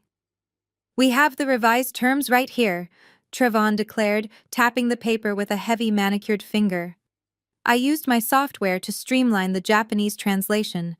I cut out all the fluff. The numbers are solid. My sister-in-law used to drag these things out for months with her endless cultural garbage, but we operate on a New York timeline. Sign the bottom line right now, and we can all go celebrate. We are making you a very rich man tonight." My father Richard chimed in, raising a glass of sake he had poured for himself. To a fast, profitable partnership, he cheered loudly, completely oblivious to the fact that nobody else at the table was raising a glass. "We are bringing your company into the modern era, Kenji. You should be thanking my son-in-law for finalizing this so quickly." Stephanie checked her phone, sighing with exaggerated impatience. "Trevon, hurry it up," she whined. "We booked the VIP table at that ultra-exclusive nightclub in Roppongi at 11. We are already running behind schedule, and I am not missing my bottle service because we are stuck in a wooden hut drinking hot water." Trevon nodded, pointing the gold pen directly at Mr. Takahashi's face. You heard the lady, Trevon said, flashing his bright, arrogant smile. Let us wrap this up. Sign the paper so we can get to the real party. We have millions of dollars to spend tonight, and I am ready to pop some champagne. The sheer magnitude of their vulgarity was entirely unprecedented. They had insulted the master chef. They had degraded the executive staff. They had openly mocked the culture. They had treated a revered billionaire like a desperate subordinate holding up their nightclub schedule. The silence that followed Trevon's demand was absolute and suffocating. Kenjiro, the lead counsel, slowly looked down at the violently aggressive machine-translated document Trevon had pushed across the table. He then looked up at Mr. Takahashi. The two men exchanged a single fleeting glance. It was a look of complete and utter finality. The verdict had been delivered. The execution was sealed. Mr. Takahashi did not yell. He did not throw them out of the restaurant. He simply folded his hands together, his posture perfectly rigid, and offered Trevon a smile. It was not a smile of agreement or warmth. It was a cold, razor-sharp, terrifyingly polite smile that did not reach his dark eyes. It was the smile of a predator watching its prey willingly step directly into the center of a steel trap. We will finalize all agreements at 9 o'clock tomorrow morning in my corporate boardroom. Mr. Takahashi said, his voice smooth and deadly quiet. Please enjoy your evening in Tokyo. The harsh fluorescent lights of the Ginza legal war room buzzed softly overhead. It was 2 a.m. in Tokyo. The grand mahogany table was buried under massive stacks of financial disclosures, breach of contract contingencies, and the final lethal acquisition paperwork for Vanguard Apex Holdings. I was meticulously reviewing the Japanese penal codes for corporate fraud with Kenjiro when my personal cell phone illuminated the glass surface of the table. An incoming video call request flashed on the screen. The caller ID displayed my mother name, Diane. I stared at the glowing device. My parents had frozen my bank accounts. They had stolen my childhood trust fund. They had thrown me out of my apartment and systematically blacklisted me across the American financial sector. They had not called to check if I was sleeping on a park bench or starving in an alleyway. They had not called out of maternal concern. I knew exactly why Diane was calling at this highly specific hour. The disastrous pre-signing dinner with Mr. Takahashi had just concluded. My family had returned to their obscenely expensive presidential suite. They were riding the absolute high of their perceived victory and the alcohol from their celebrations. My mother needed a victim. She needed to look down at her discarded daughter to truly savor the climax of her triumph. I picked up the phone.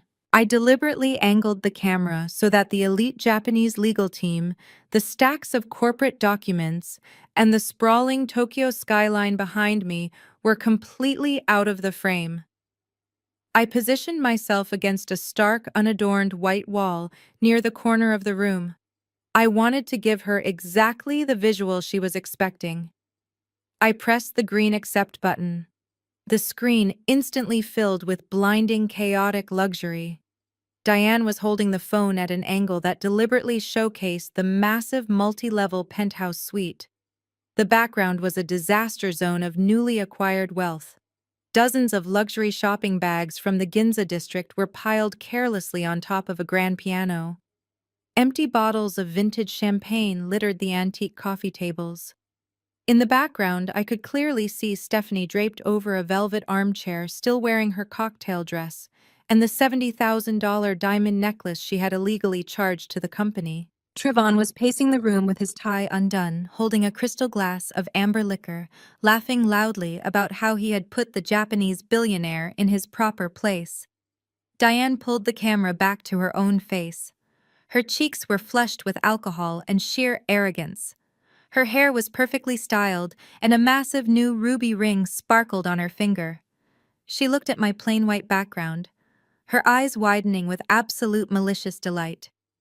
"Well, look who finally answered." Diane sneered, her voice thick with condescension and victory. "I was beginning to wonder if you had to sell your phone to buy your next meal." I kept my facial expression completely void of emotion. I did not offer a greeting. I did not ask how her flight was. I simply watched her gloat. I just wanted to call and give you an update from the real executives, my mother continued. She flipped the camera around to show the panoramic view of the Tokyo skyline from her penthouse window before turning it back to her smug face. We just finished dinner with your precious Mr. Takahashi, and you will be absolutely thrilled to know that your brother-in-law handled it perfectly. He did not need to bow. He did not need to speak a single word of your useless language. He took charge like a true American alpha and forced that old man to respect our terms. I listened to her rewrite reality. She actually believed that Trevon vulgar, disrespectful behavior at the traditional ryotei was a brilliant display of corporate dominance. She had absolutely no idea that their severe lack of etiquette had just handed my legal team the final piece of ammunition required to trigger a $200 million penalty. Look at us, Samantha Diane boasted, raising her glass of champagne directly to the camera lens. Look at this suite.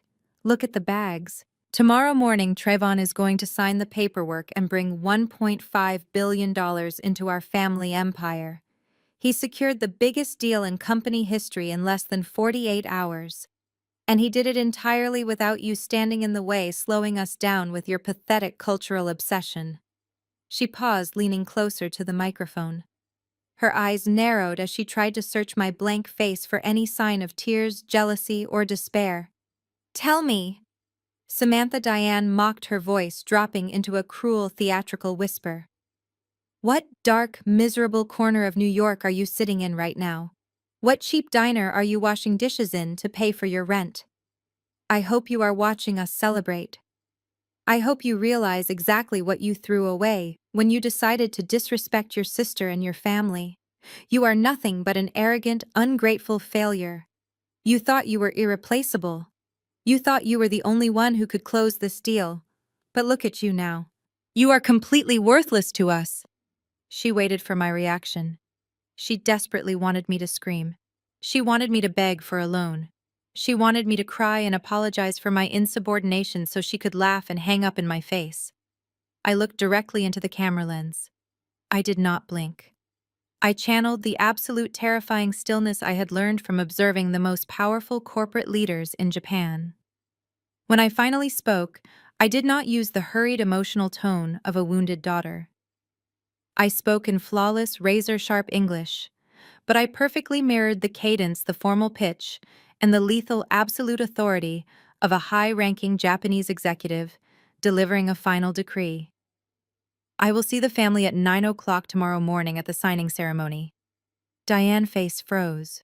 Her triumphant smile faltered for a fraction of a second as the cold weight of my voice registered in her ears. She stared at the screen, her alcohol-soaked brain struggling to process my absolute lack of defeat. She expected a sobbing victim. She got a Terminator. You really have lost your mind, Diane scoffed, shaking her head in disgusted disbelief. You are completely delusional. Have fun washing dishes, Samantha. The screen went black. She terminated the call. I lowered the phone and placed it face down on the mahogany conference table. The white noise of the dead connection faded into the silent, highly focused atmosphere of the Ginza war room. Across the table, Kenjiro looked up from the stack of breach of contract documents. He had not understood the English words spoken on the phone, but he clearly recognized the terrifying shift in the air. I picked up my gold pen and pulled the final binding acquisition contract toward me. The trap was fully armed. The bait had been swallowed whole. My family was sleeping soundly in their penthouse, dreaming of a billion-dollar empire they would rule forever. They had exactly 7 hours left before they woke up to a nightmare they could never escape. At exactly 3 in the morning, Tokyo time, Kenjiro executed the final step of our digital ambush. He hit send on a heavily encrypted email addressed directly to Trevon. Attached to that email was the final binding draft of the acquisition contract. It was a massive digital document spanning over 200 pages of incredibly dense and highly technical Japanese corporate law. This was the exact moment where any rational, competent executive would have woken up their elite legal team. A standard Wall Street firm would have immediately deployed a fleet of bilingual attorneys to scrutinize every single comma, every single subclause, and every single financial caveat before anyone even thought about holding a pen. But Trayvon was not a competent executive. He was an arrogant, insecure man who desperately needed to prove that he was the smartest person in the room. He was also incredibly cheap when it came to operational expenditures, preferring to spend company funds on custom-tailored suits and vintage champagne rather than vital legal counsel. Across the city, high up in the presidential suite of their luxury hotel, Trayvon was nursing a glass of expensive bourbon. Stephanie was asleep in the master bedroom, surrounded by a fortress of designer shopping bags. Richard and Diane had long since retired for the night, completely trusting their son-in-law to carry them to the finish line. Trayvon sat alone at the glass dining table, his laptop illuminating his smug face in the dark room. When the email from Kenjiro arrived, Trayvon did not forward it to a legal firm in New York. He did not ask for a professional review from a local Tokyo associate. He simply downloaded the enormous file and dragged it directly into his $50 artificial intelligence translation application. He wanted all the glory for himself.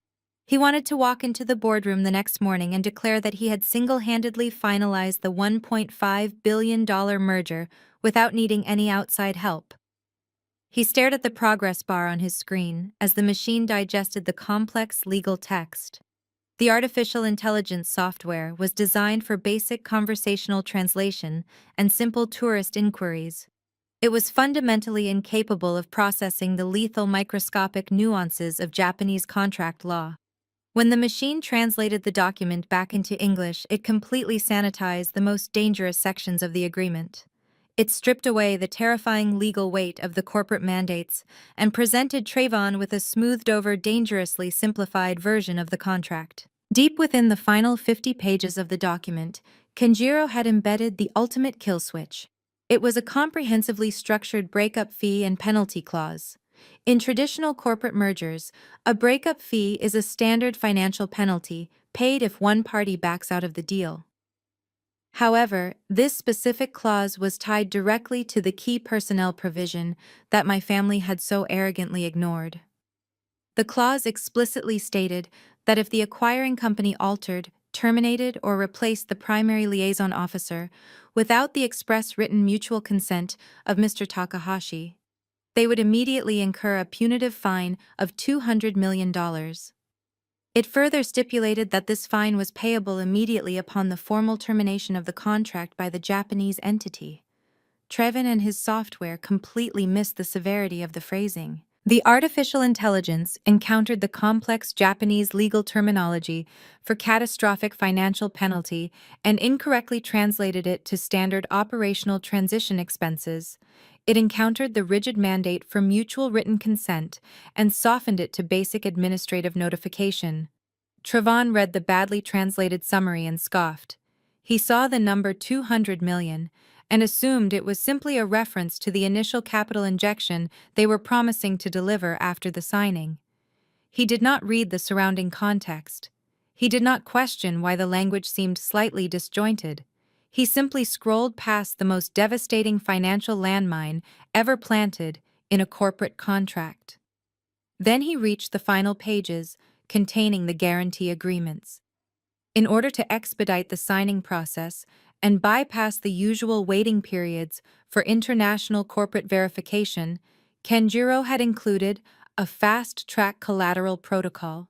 It required the acting chief operating officer to personally initial a series of protective guarantees. Trayvon saw this as a mere formality. He was so blinded by the flashing lights of a billion-dollar payday that he completely failed to realize what he was actually pledging. By initialing those specific pages, Trayvon was legally confirming that the family corporation had the liquid assets to cover any and all penalties outlined in the previous sections. More importantly, he was signing away the controlling shares of our family empire as direct collateral against any breach of contract. He was literally putting the entire company, the building in Manhattan, the operational accounts, and every single asset my parents had built over 30 years onto the chopping block. Trayvon did not hesitate. He did not wake Richard up to consult him. He just wanted to be the man who closed the deal. He activated the electronic signature tool on his laptop. With a few rapid, careless strokes of his trackpad, he digitally initialed every single page of the guarantee agreements. He locked the family equity into the Japanese legal system entirely unaware that he had just signed their death warrant. He hit the reply button, attached his digitally signed guarantees, and sent the email back to Kenjiro with a short, arrogant message confirming he was ready to execute the main contract at 9 o'clock sharp. Back in the Ginza war room, my laptop chimed. A notification popped up on the large projection screen we had been monitoring. Kenjiro opened the encrypted file and verified the digital signatures. The room fell entirely silent. We all stared at the bold, careless initials Trayvon had stamped onto the collateral agreements. The trap had just snapped shut. The steel teeth had locked directly onto their ankles. I leaned back in my chair and let out a long, slow breath. The sheer arrogance of my brother-in-law was almost difficult to comprehend. He had just handed me the keys to the entire family kingdom completely free of charge. I looked out the window at the dark Tokyo sky, knowing that the sun was about to rise on the most spectacular corporate execution in modern history. The pieces were perfectly aligned. The legal framework was unbreakable. All that was left to do was walk into that boardroom and pull the lever. 9 o'clock in the morning arrived with blinding, magnificent sunlight piercing through the floor-to-ceiling glass walls of the Takahashi Tower. The top-floor grand reception hall was an architectural masterpiece of modern steel and ancient Japanese cedar. Today, it was entirely transformed into a global media circus. Dozens of international financial reporters, camera crews, and economic analysts from New York to Tokyo were packed tightly behind the velvet ropes. The sheer magnitude of a $1.5 billion cross-border technology and robotics acquisition had drawn the absolute elite of the business press.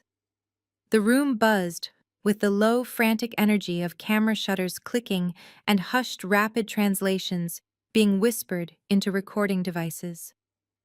The atmosphere was electric thick with the anticipation of witnessing corporate history being made.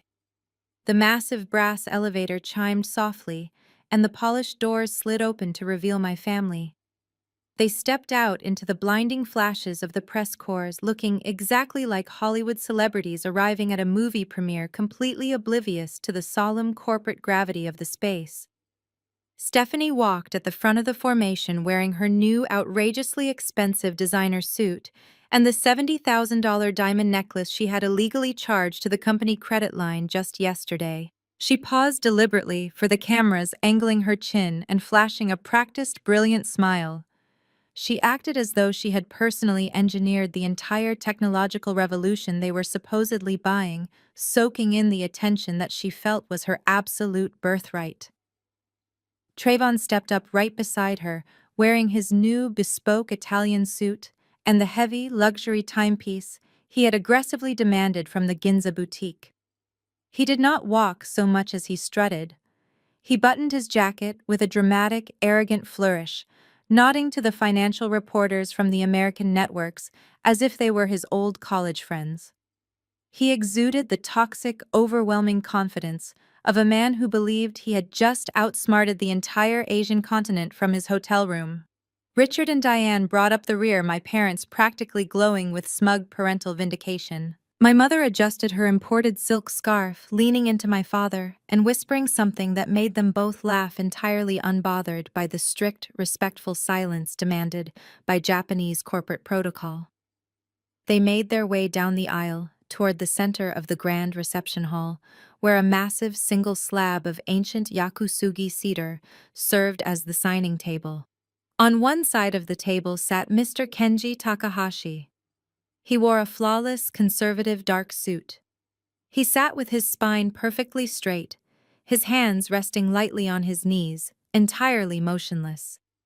Beside him stood Kenjiro, his lead counsel, holding the thick, heavily bonded acquisition contract. A team of executive vice presidents stood behind them in a rigid, disciplined row. They did not smile for the cameras. They did not wave. They projected the terrifying absolute stillness of a military execution squad. Traven did not seem to notice the chilling heavy atmosphere radiating from the opposite side of the table. He practically threw himself into the leather chair directly across from Mr. Takahashi. Stephanie took the seat to his right, immediately pulling out her phone to check her reflection in the dark screen, ensuring her makeup had survived the elevator ride. Richard and Diane stood proudly behind them, squaring their shoulders and posing for the cameras that continued to flash relentlessly around the perimeter of the room. "Let us get this done," Kenji Trevon announced, his booming voice echoing loudly across the silent room. He did not use Mr. Takahashi proper title. He did not use any respectful honorifics. He spoke to a revered billionaire tech titan like they were drinking buddies at a suburban golf course. "We have a massive press conference scheduled back in New York tomorrow, and I want to make sure the ink is completely dry before we pop the champagne tonight. I streamlined the entire agreement for you last night. No more cultural red tape, just a clean, highly profitable American buyout." The translators in the room scrambled to relay his arrogant, painfully informal words to the Japanese press. A quiet ripple of absolute shock swept through the local reporters. To speak to an industry pioneer with such blatant, vulgar disrespect in front of the international media was nothing short of corporate suicide. But Trevon was entirely blind to the shifting, dangerous energy in the room. He reached into his tailored breast pocket and pulled out his heavy gold-plated fountain pen. He clicked the cap off with a loud, sharp snap that echoed in the tense silence of the hall. Kenjiro stepped forward, his face completely devoid of any readable expression, and carefully slid the thick leather-bound contract across the polished cedar table.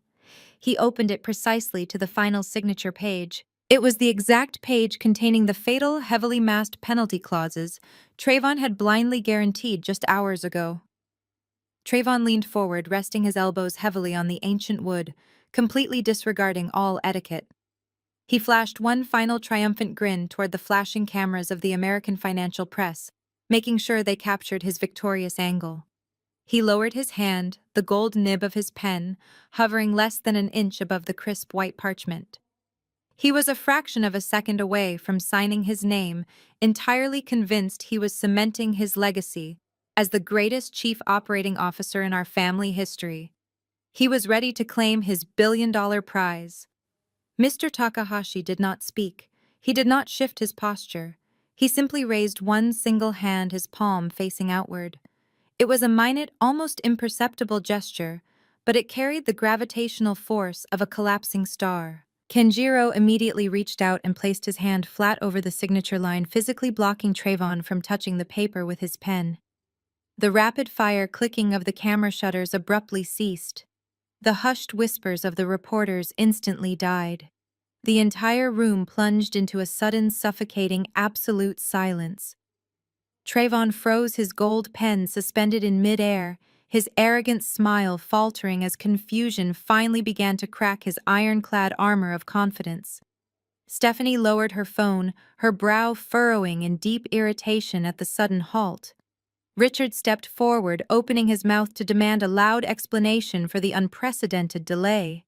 Before my father could utter a single word of protest, the heavy towering oak doors at the far end of the grand reception hall burst open.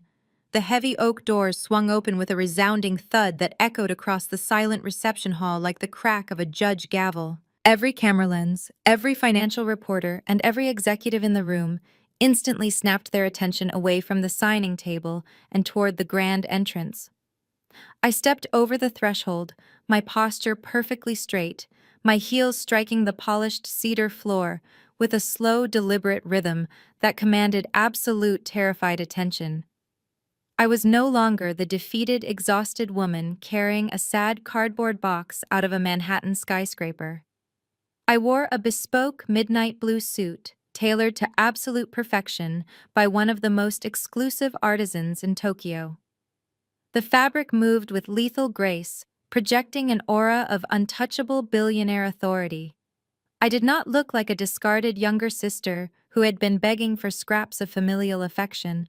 I looked like an emperor arriving to claim a conquered territory. I did not walk into that massive room alone. Flanking me was a phalanx of the most feared elite corporate attorneys in Japan. They wore immaculate dark suits and carried themselves with the terrifying synchronized precision of an elite military unit. These were men who dismantled multinational conglomerates before breakfast and bankrupted corrupt executives for sport.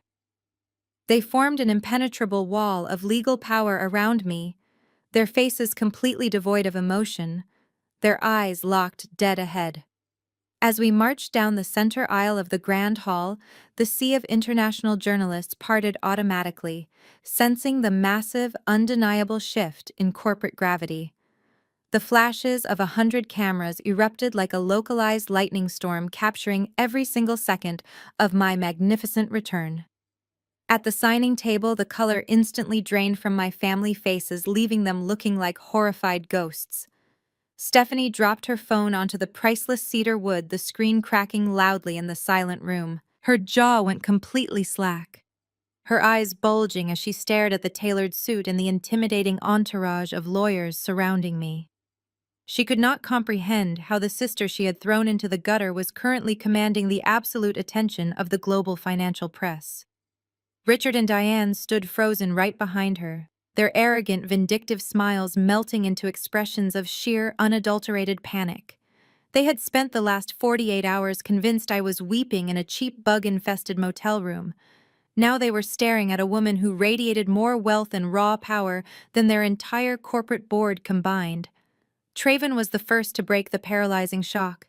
His massive, fragile ego simply refused to process the reality unfolding in front of him. He slammed his hands down on the antique table and vaulted out of his leather chair, his face twisting into a mask of ugly, desperate rage. Sweat beaded on his forehead, ruining his perfectly groomed facade. He pointed a thick, shaking finger directly at my face, completely abandoning any remaining shred of corporate decorum or basic human dignity.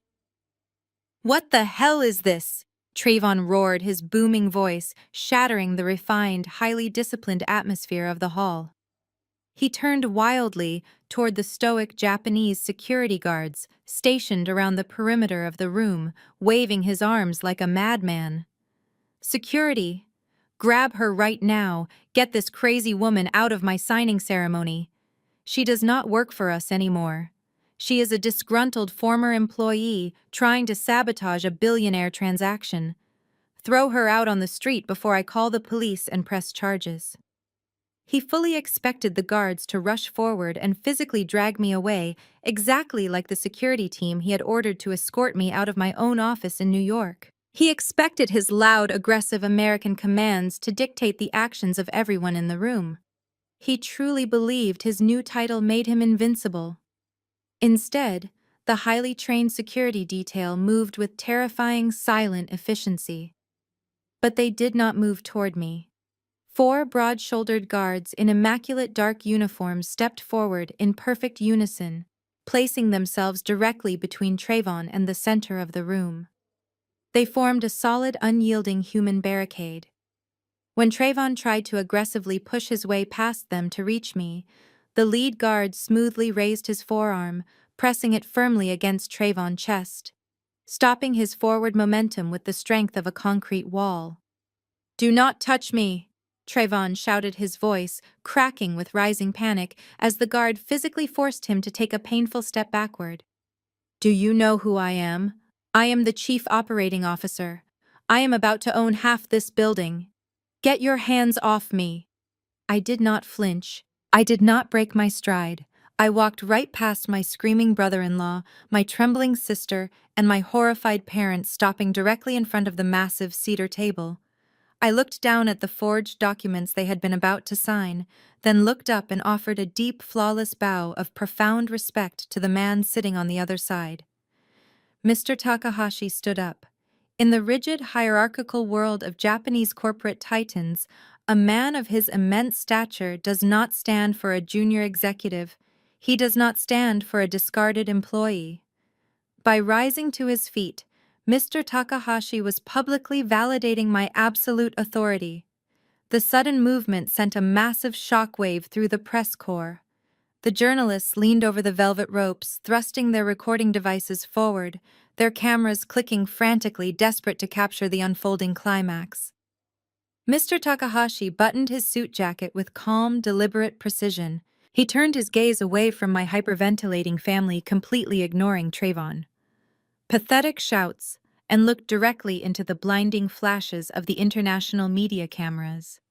He spoke in English, his voice carrying the deep resonant weight of absolute finality, ensuring that every single financial network on the planet would broadcast his exact words. There has been a severe misunderstanding regarding the leadership of this transaction. Mr. Takahashi announced the utter silence in the room, amplifying his terrifyingly calm tone. The individuals currently seated at this table do not possess the cultural integrity, the professional ethics, or the required legal authorization to execute the Sakura project. He gestured gracefully toward me, leveling his dark, penetrating eyes at the cameras. "This is Samantha," he declared, sealing my family fate with one single devastating sentence. "And she is the only representative partner I acknowledge." A collective deafening gasp rippled through the press corps. The cameras pivoted wildly, flashing bright white light onto my perfectly tailored suit. I turned my head just slightly to look at my family. Stephanie was clutching her $70,000 diamond necklace, her mouth hanging wide open in an ugly, silent scream of sheer terror. Diane clutched Richard's arm, both of them literally shaking as they stared at the catastrophic ruins of their billion-dollar delusion. Trayvon stood trapped behind the wall of security guards, his arrogant facade completely shattered, his eyes wide with the horrifying realization that he had not just lost the deal. He had lost everything. The deafening noise of the press corps reached a fever pitch as Mr. Takahashi stepped back, leaving the floor entirely to his lead counsel. Kenjiro stepped forward with the cold, mechanical precision of an executioner. He held the massive leather-bound acquisition contract in his hands. He raised the document high enough for the flashing cameras to capture the gold-embossed crest on the cover.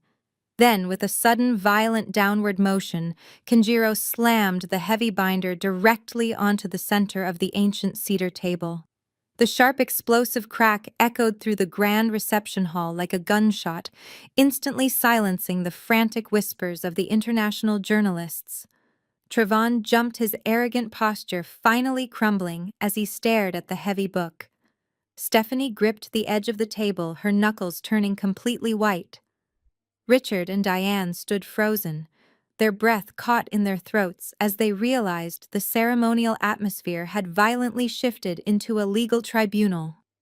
Kenjiro adjusted his glasses and looked directly into the bank of television cameras. He spoke in flawless, razor-sharp English, his voice carrying absolute terrifying authority. Effective immediately, the Takahashi Corporation is executing a hostile termination of all agreements, preliminary contracts, and letters of intent, previously established with your corporate entity. Kenjiro declared, his words striking my family like physical blows. This termination is being executed with extreme prejudice due to multiple catastrophic breaches of international corporate law and severe violations of fundamental business ethics. Trayvon practically choked on his own breath. He gripped the edge of the table and leaned forward, his face flushing a deep, angry red. "You cannot do that!" Trayvon shouted, his voice cracking under the intense scrutiny of the global media. "We own the company. We have the capital. We are ready to sign right now. You cannot walk away from a $1.5 billion deal just because we fired a single mid-level director." Kenjiro did not even blink. He looked at Trayvon with a level of disgust usually reserved for a cockroach. "You did not fire a mid-level director!" Kenjiro corrected, his tone dropping to a lethal whisper. "You illegally removed the primary liaison officer, bound by the key personnel provision. That specific clause mandated that any change in leadership required the explicit written mutual consent of Mr. Takahashi.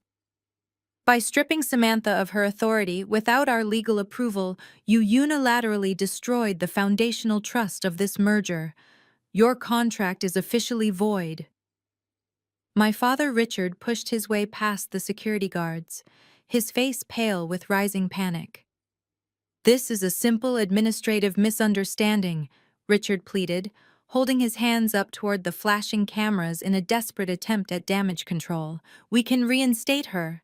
We can negotiate a new compensation package right now. We apologize for the oversight." Kenjiro ignored my father completely. He signaled to Akiko, who immediately stepped forward, carrying a stack of sleek black presentation folders. She began handing them directly to the front row of financial journalists. The reporters eagerly ripped the folders open, their eyes scanning the documents inside. "The violation of the key personnel clause is only the beginning of your corporate malpractice," Kenjiro announced, turning his gaze back to Trayvon.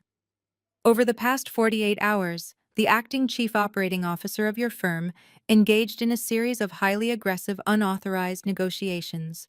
To execute these negotiations, he utilized a generic commercial artificial intelligence translation application, refusing to retain competent legal counsel." A collective horrified gasp rippled through the Japanese press corps.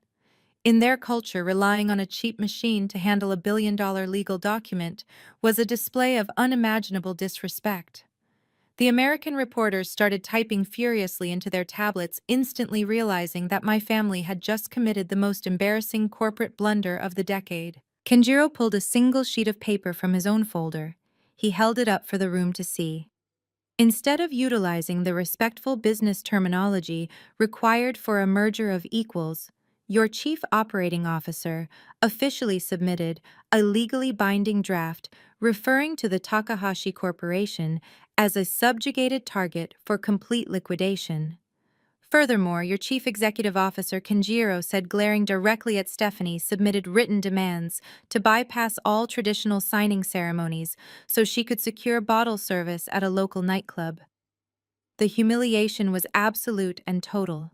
Stephanie covered her face with her hands, desperately trying to hide from the blinding camera flashes.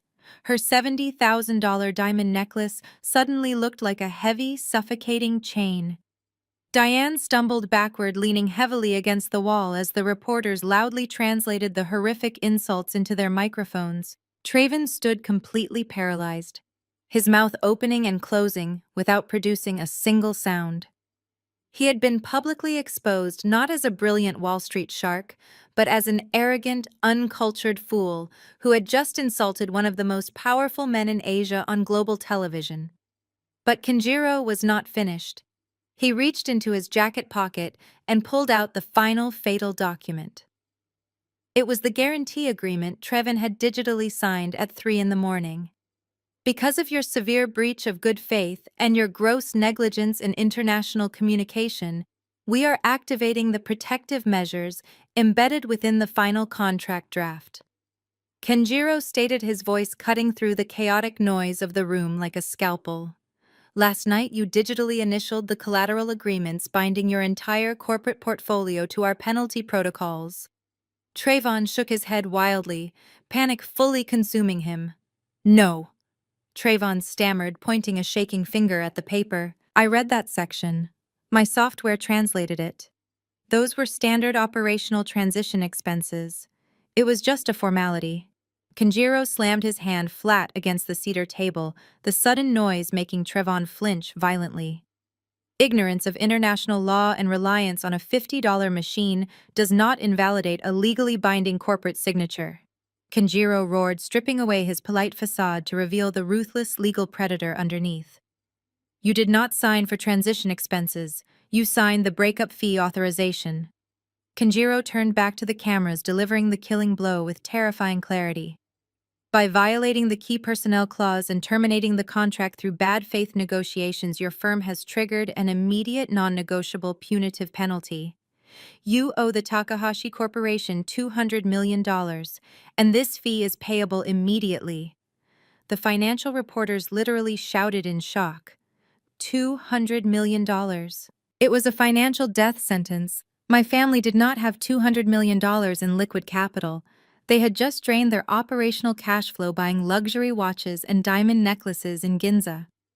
Kenjiro lifted the final page of the document, showing Trayvon's digital signature stamped clearly at the bottom. To guarantee this penalty, you personally pledge the controlling shares of your family empire. Your Manhattan headquarters, your operational accounts, and every single corporate asset you own are now legally frozen and held as collateral. If the $200 million is not wired into our accounts by the close of business today, we will seize your entire company and liquidate it for parts. The absolute reality of the devastation finally crashed down upon them. Richard grabbed his chest, his face turning an unhealthy shade of gray, as he realized his 30-year legacy had just been wiped out in a matter of seconds. Diane let out a sharp, breathless sob, realizing the luxury lifestyle she cherished was entirely gone. Stephanie sank to her knees right there on the polished cedar floor, the heavy weight of her impending bankruptcy crushing the breath from her lungs. Traven stood trapped behind the security guards, his eyes wide with absolute primal terror. He had wanted to prove he was the smartest man in the room. He had wanted to steal my glory. Instead, he had personally signed the execution order that burned his entire family empire to the ground. The heavy silence in the grand reception hall was broken only by the ragged, desperate breathing of my family. Richard clutched his chest, his face completely devoid of color. Diane slumped against the cedar-paneled wall, her eyes wide with the horrifying realization that her entire life of luxury had just evaporated.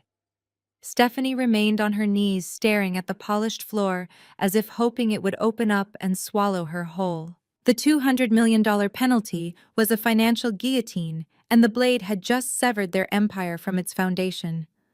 Mr. Takahashi did not spare them a single glance of pity. He turned his attention entirely to me. He extended his right hand, gesturing gracefully toward the empty leather chair at the center of the massive cedar table.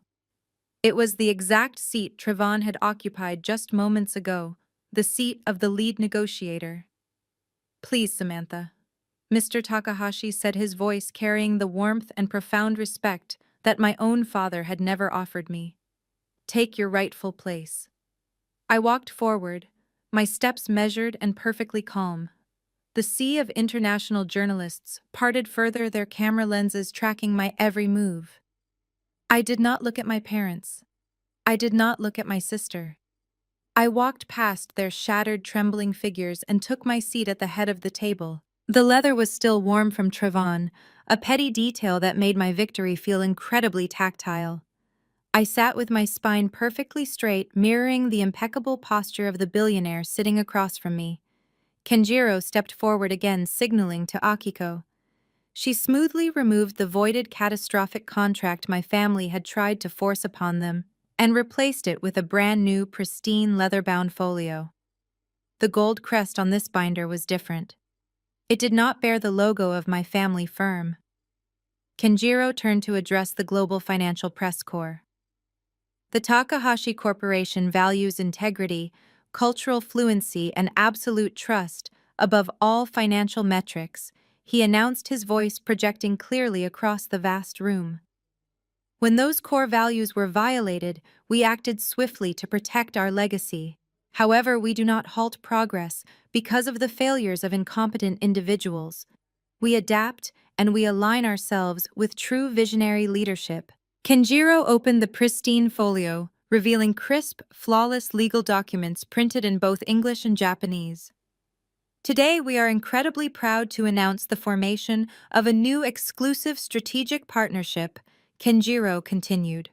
The Takahashi Corporation is officially executing a $1.5 billion acquisition and joint venture with Vanguard Apex Holdings.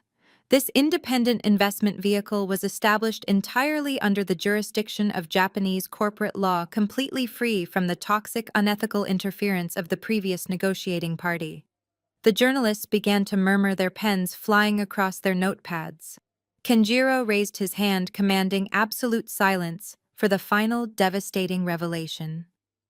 Vanguard Apex Holdings is an elite, culturally integrated firm, Kenjiro declared, and it operates under the sole ownership, direction, and absolute authority of its president and majority shareholder, Samantha.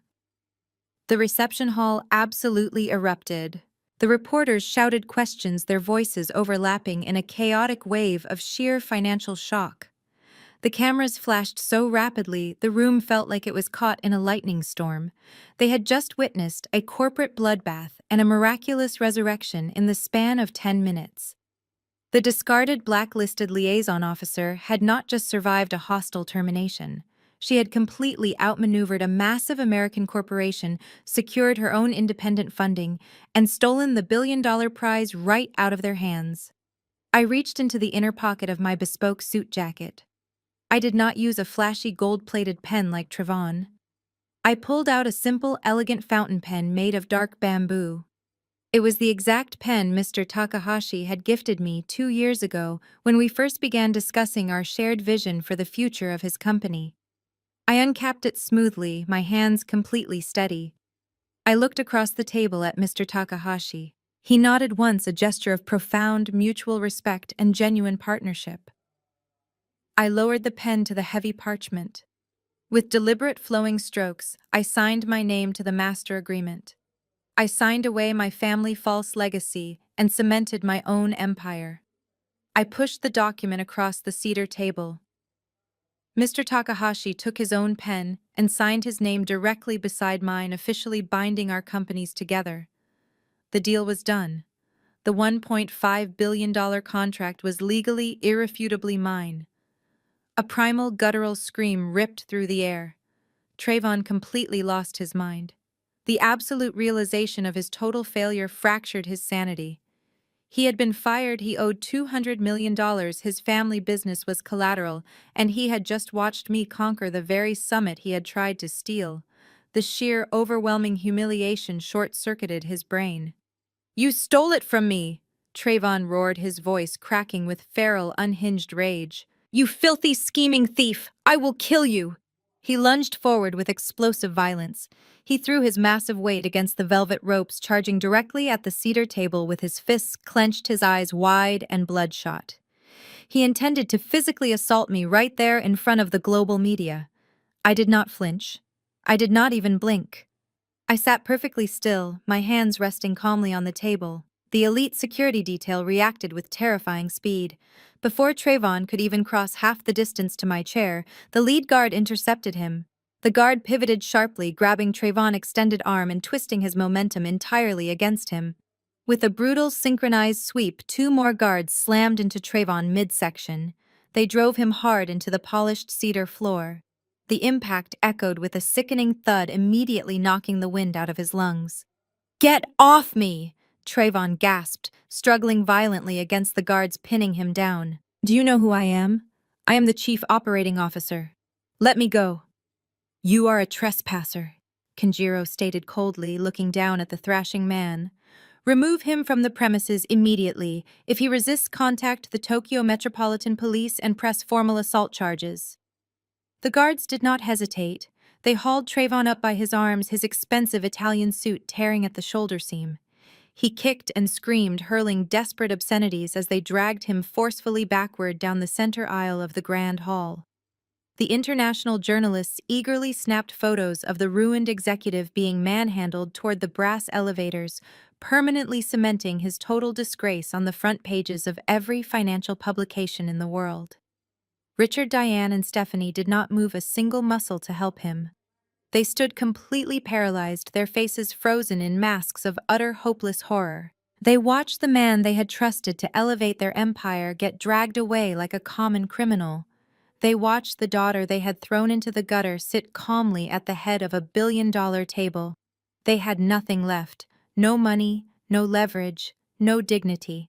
They were completely and utterly destroyed. The fallout was instantaneous and absolutely merciless.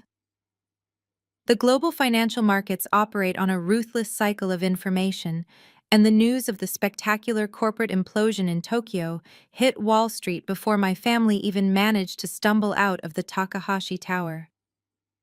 The live broadcast of Kenjiro executing the $200 million penalty clause sent an immediate apocalyptic shockwave through the trading floors in New York. Financial analysts and algorithmic trading bots processed the catastrophic failure in real time. Within exactly 2 hours of the press conference, concluding the stock price of my family enterprise plummeted by a staggering 80%. Decades of carefully curated corporate reputation and billions of dollars in market capitalization were completely eradicated in the span of a single morning. My encrypted laptop screen lit up with real-time alerts confirming the absolute financial slaughter. The massive penalty fee had instantly triggered an automatic freeze on all their operational accounts and credit lines. Their corporate empire was bleeding out on the trading floor, and the sharks were already circling. Back in Manhattan, the board of directors convened an emergency crisis meeting. They did not wait for my parents to board a flight. They did not ask for a strategic explanation. The board members watched the footage of Trayvon violently attacking me and screaming obscenities in front of the International Press Corps. They saw Stephanie frozen in sheer incompetence while their company was legally seized as collateral. Panic and self-preservation overrode any lingering loyalty to the founding family. The board executed a unanimous vote of no confidence. Stephanie was standing on the crowded Tokyo sidewalk outside the Takahashi building when her phone began vibrating relentlessly. I watched from the glass walls of the executive lounge high above as she answered the call from the lead board member. Even from a distance, I could envision the exact moment her entire reality shattered. The board informed her that she was stripped of her chief executive officer title effective immediately. They formally terminated Trayvon from his position as chief operating officer. The board explicitly stated that they were launching a full internal investigation into their gross negligence and cultural malpractice to shield the remaining shareholders from the collateral damage. Stephanie dropped her phone onto the concrete pavement. Her hands were shaking so violently she could barely stand upright. The toxic foundation of their arrogant alliance instantly fractured under the crushing weight of a $200 million debt. Trayvon, who had been forcefully ejected from the building and dumped onto the street by security, was waiting for them. He was missing his suit jacket, his designer shirt was torn, and his monumental ego was entirely broken. When Stephanie delivered the news of their termination, the fragile illusion of their elite power couple status violently exploded. Trayvon did not offer comfort. He did not strategize a defense. He immediately turned into a cornered, vicious animal. He pointed his finger directly at Stephanie's face and began screaming at her right there on the crowded Japanese street. He blamed her for everything. He yelled that she was the one who wanted to fire me. He claimed she was the one who pushed him to use the cheap artificial intelligence translation software to save operational costs. He desperately tried to rewrite history, casting himself as an innocent victim of her corporate greed. "I am not going down for your incompetence," Trayvon roared, his voice cracking with hysteria. "You and your parents dragged me into this mess. You handed me that fraudulent contract. I am not letting the Japanese legal system seize my personal assets to pay for a $200 million penalty that you triggered. I am calling my lawyers right now. I am filing for divorce today. I am entirely severing myself from this bankrupt family before I end up in a federal prison." Stephanie gasped, clutching her chest as if she had been physically struck. She screamed back at him, calling him a coward and a traitor. The two of them stood on the pavement viciously tearing each other apart, hurling toxic insults and blaming one another for the monumental failure they had engineered together. Their marriage, built entirely on shallow ambition and shared arrogance, dissolved into absolute hatred the second the money disappeared. Trayvon hailed a passing taxi, shoved his way inside, and sped off toward the airport, leaving his wife weeping hysterically on the sidewalk.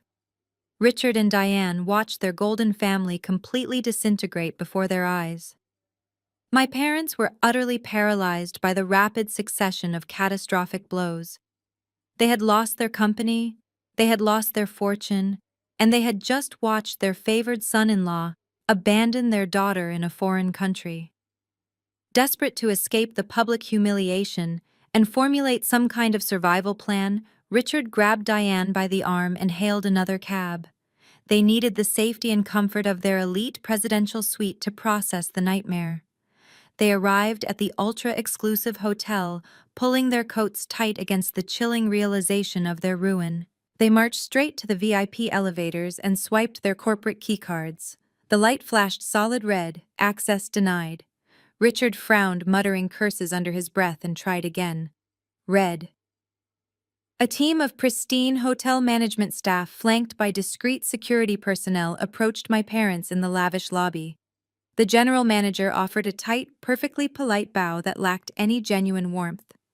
He informed my father that the corporate platinum cards placed on file for the presidential suite had been aggressively declined by the issuing bank. The financial freeze initiated by the breach of contract penalty had instantly voided all of their luxury credit lines. My father demanded they run the cards again, shouting that he was a wealthy American executive. The manager calmly explained that the accounts were entirely frozen and the hotel required immediate alternative payment for the accumulating charges, including the thousands of dollars they had spent on vintage champagne the previous night. Richard and Diane stared at the manager in absolute horror. Their personal bank accounts were tethered to the corporate trust, which was now legally locked down as collateral for the Takahashi penalty. They did not have a single working credit card. They did not have the cash to pay for a single night in a standard room, let alone a presidential suite. The hotel's staff moved with ruthless efficiency. They informed my parents that their belongings had already been packed by housekeeping and brought down to the ground floor. The manager politely but firmly ordered them to vacate the premises immediately to avoid trespassing charges. Richard and Diane, the proud architects of my professional execution, were unceremoniously escorted to the lobby waiting area. Their designer luggage was piled carelessly at their feet. My mother sank into a rigid lobby chair, clutching her purse with white knuckles, her face drained of all color. My father stood beside the luggage cart, staring blankly at the revolving glass doors, completely stripped of his power, his wealth, and his dignity. They were stranded in a foreign city, entirely penniless, exiled from their luxury suite, and reduced to sitting in a public lobby, waiting for a miracle that was never going to come. The Vanguard Apex Holdings executive suite occupied the entire top floor of a pristine glass monolith in the Marunouchi district. I stood by the floor-to-ceiling window, sipping a cup of artisanal green tea, looking down at the sprawling neon-lit arteries of Tokyo. My bespoke suit fit perfectly, matching the absolute order and control I now commanded over my own life.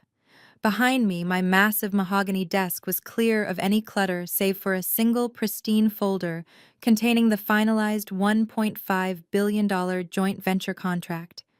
I was no longer the scapegoat of a toxic family. I was the architect of my own billionaire empire. The intercom on my desk chimed with a soft, polite tone. Akiko, who had officially transitioned to my firm as my chief of staff, spoke with crisp professionalism. She informed me that 2 American nationals were currently causing a disturbance in the ground floor lobby. They had been sitting on the visitor couches for 6 hours, refusing to leave until they spoke with the president of Vanguard Apex. They had no appointments, no corporate credentials, and no means to pay for a hotel. They were begging for 5 minutes of my time. I placed my teacup on the coaster. "Send them up," I instructed. The heavy frosted glass doors of my office slid open quietly. Richard and Diane stumbled into the room. The sight of my parents was a jarring, pathetic contrast to the arrogant, untouchable executives who had fired me just a few days ago. They were entirely broken. The tailored Italian suit my father had flaunted at the signing ceremony was deeply wrinkled, smelling faintly of stale airport coffee and despair. My mother looked completely hollowed out. Her hair, usually sprayed into a flawless helmet of suburban wealth, was flat and stringy. She was clutching a cheap plastic shopping bag instead of her designer purse, likely having sold her luxury accessories to survive the weekend after their corporate cards were aggressively declined. They stopped in the center of the expansive room, staring at the sheer, undeniable magnitude of my success. They looked at the priceless artwork on the walls, the panoramic view of the city, and finally at me. I did not stand up to greet them. I remained seated in my high-backed leather chair, my hands folded neatly on the desk, projecting the cold, terrifying stillness I had learned from Mr. Takahashi. Samantha, my mother gasped, her voice cracking with sheer desperation as she took a trembling step forward. Please, you have to help us. The board of directors has completely locked us out of the building. The banks in New York are moving to seize the family estate. They are foreclosing on our home this very afternoon to cover the initial margin calls from the penalty. We have absolutely nothing left. My father, a man who had spent his entire life demanding total submission from everyone around him, suddenly collapsed. His knees hit the plush carpet with a heavy thud. He was actually kneeling in front of my desk. Diane immediately dropped down right beside him, her hands clasping together in a pathetic, pleading gesture. The people who had thrown me onto the street without a single ounce of mercy were now groveling on my floor, shedding real, terrified tears. You have to speak to Mr. Takahashi. Richard begged, his voice stripped of all its former booming authority. He will listen to you. Tell him to waive the $200 million breakup fee. Tell him it was a misunderstanding. Or just give us a loan. You have the $1.5 billion contract now. You have unlimited capital. Just give us enough to save the house and pay off the immediate corporate debts. We are your parents. You cannot just let us be thrown into the street. I looked down at them, feeling absolutely nothing. No anger, no sadness, no lingering desire for their approval. The emotional chains they had wrapped around my neck for 33 years were entirely shattered. I slowly reached into the top drawer of my desk. I pulled out a crisp, heavy stock envelope bearing the gold-embossed crest of Vanguard Apex Holdings. I placed it on the smooth surface of the mahogany desk and used 2 fingers to slide it precisely across the wood until it stopped right in front of their kneeling figures. Richard's hands shook violently as he reached up and snatched the envelope. He tore it open, his eyes wide, with the desperate, greedy hope of a drowning man grabbing a lifeline. He pulled out a certified bank check. Diane leaned over his shoulder, her tear-stained face brightening for a fraction of a second. Then they read the exact numbers printed on the paper. The sudden silence in the room was deafening. "What is this?" my father whispered, his face draining of whatever color it had left. "This is not enough to cover the estate. This is not even a fraction of the corporate debt." I leaned forward, resting my forearms on the desk, and locked my gaze directly onto his terrified eyes. "That is a certified check, refunding the exact amount of the childhood trust fund you illegally drained from my accounts," I stated, my voice dangerously soft and completely devoid of warmth. "I calculated it down to the exact dollar you stole to punish me for my supposed insubordination. I am returning the money you claimed as reimbursement for raising me. You will not receive a single penny more." My mother let out a horrific, guttural sob, dropping her face into her hands. "You are condemning us to poverty," she wailed, rocking back and forth on the carpet. "You are destroying your own family over a business deal." I stood up slowly, my presence commanding the entire room. I looked down at the 2 miserable, toxic people who had spent my entire life trying to make me feel small. "You were both entirely convinced that my cultural expertise was a useless hobby," I said, delivering the final lethal verdict with absolute clarity. "You told me that a $50 piece of technology could easily replace a dedicated liaison. You were right about one thing. Technology can absolutely replace a basic translator. But there is no software, no algorithm, and no amount of American corporate arrogance that can ever replace class, profound respect, and absolute loyalty." I picked up my briefcase and walked around the desk, stopping just inches from where they kneeled. "This company did not go bankrupt because of my actions," I continued, my voice echoing sharply in the pristine office.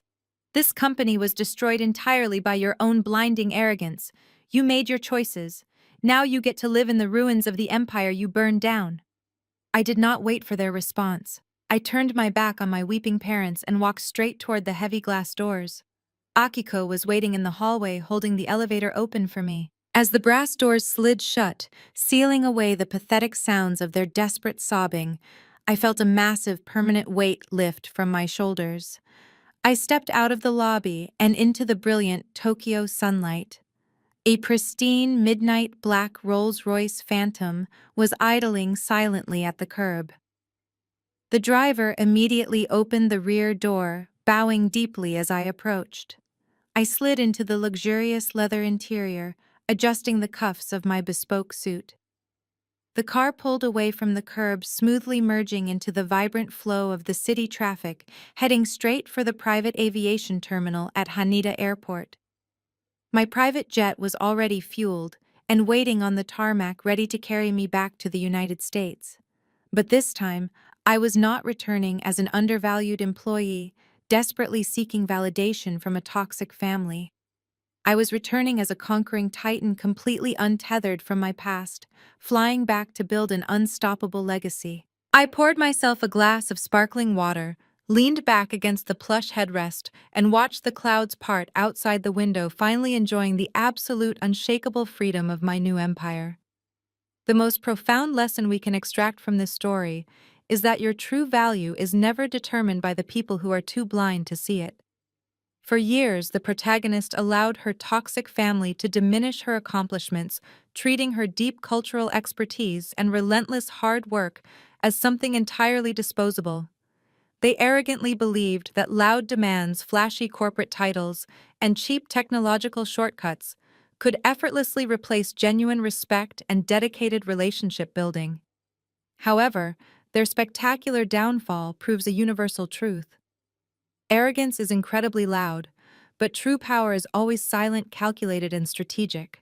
When you find yourself trapped in an environment that constantly undermines your self-worth, whether in a high-stakes corporate boardroom or at your own family dinner table, the most effective response is not to scream for validation. The ultimate victory is having the unwavering courage to quietly secure your boundaries and walk away. You do not need to actively seek revenge when you can simply step aside and allow toxic individuals to be dismantled by their own sheer incompetence and blinding hubris. Expertise, integrity, and emotional intelligence are rare, irreplaceable assets that no machine or inherited wealth can ever duplicate. When you finally stop shrinking yourself to fit into spaces that refuse to respect you, you open the door to building your own independent empire. She did not just survive a brutal betrayal, she thrived because she recognized that her unique skills were the actual foundation of the massive deal. She reclaimed her life the absolute moment she stopped seeking their approval. If you have ever been underestimated by those who were supposed to support you, let this be your sign to stop shrinking and start building your own table. Share your story in the comments below and tell us how you found the strength to walk away from a toxic environment.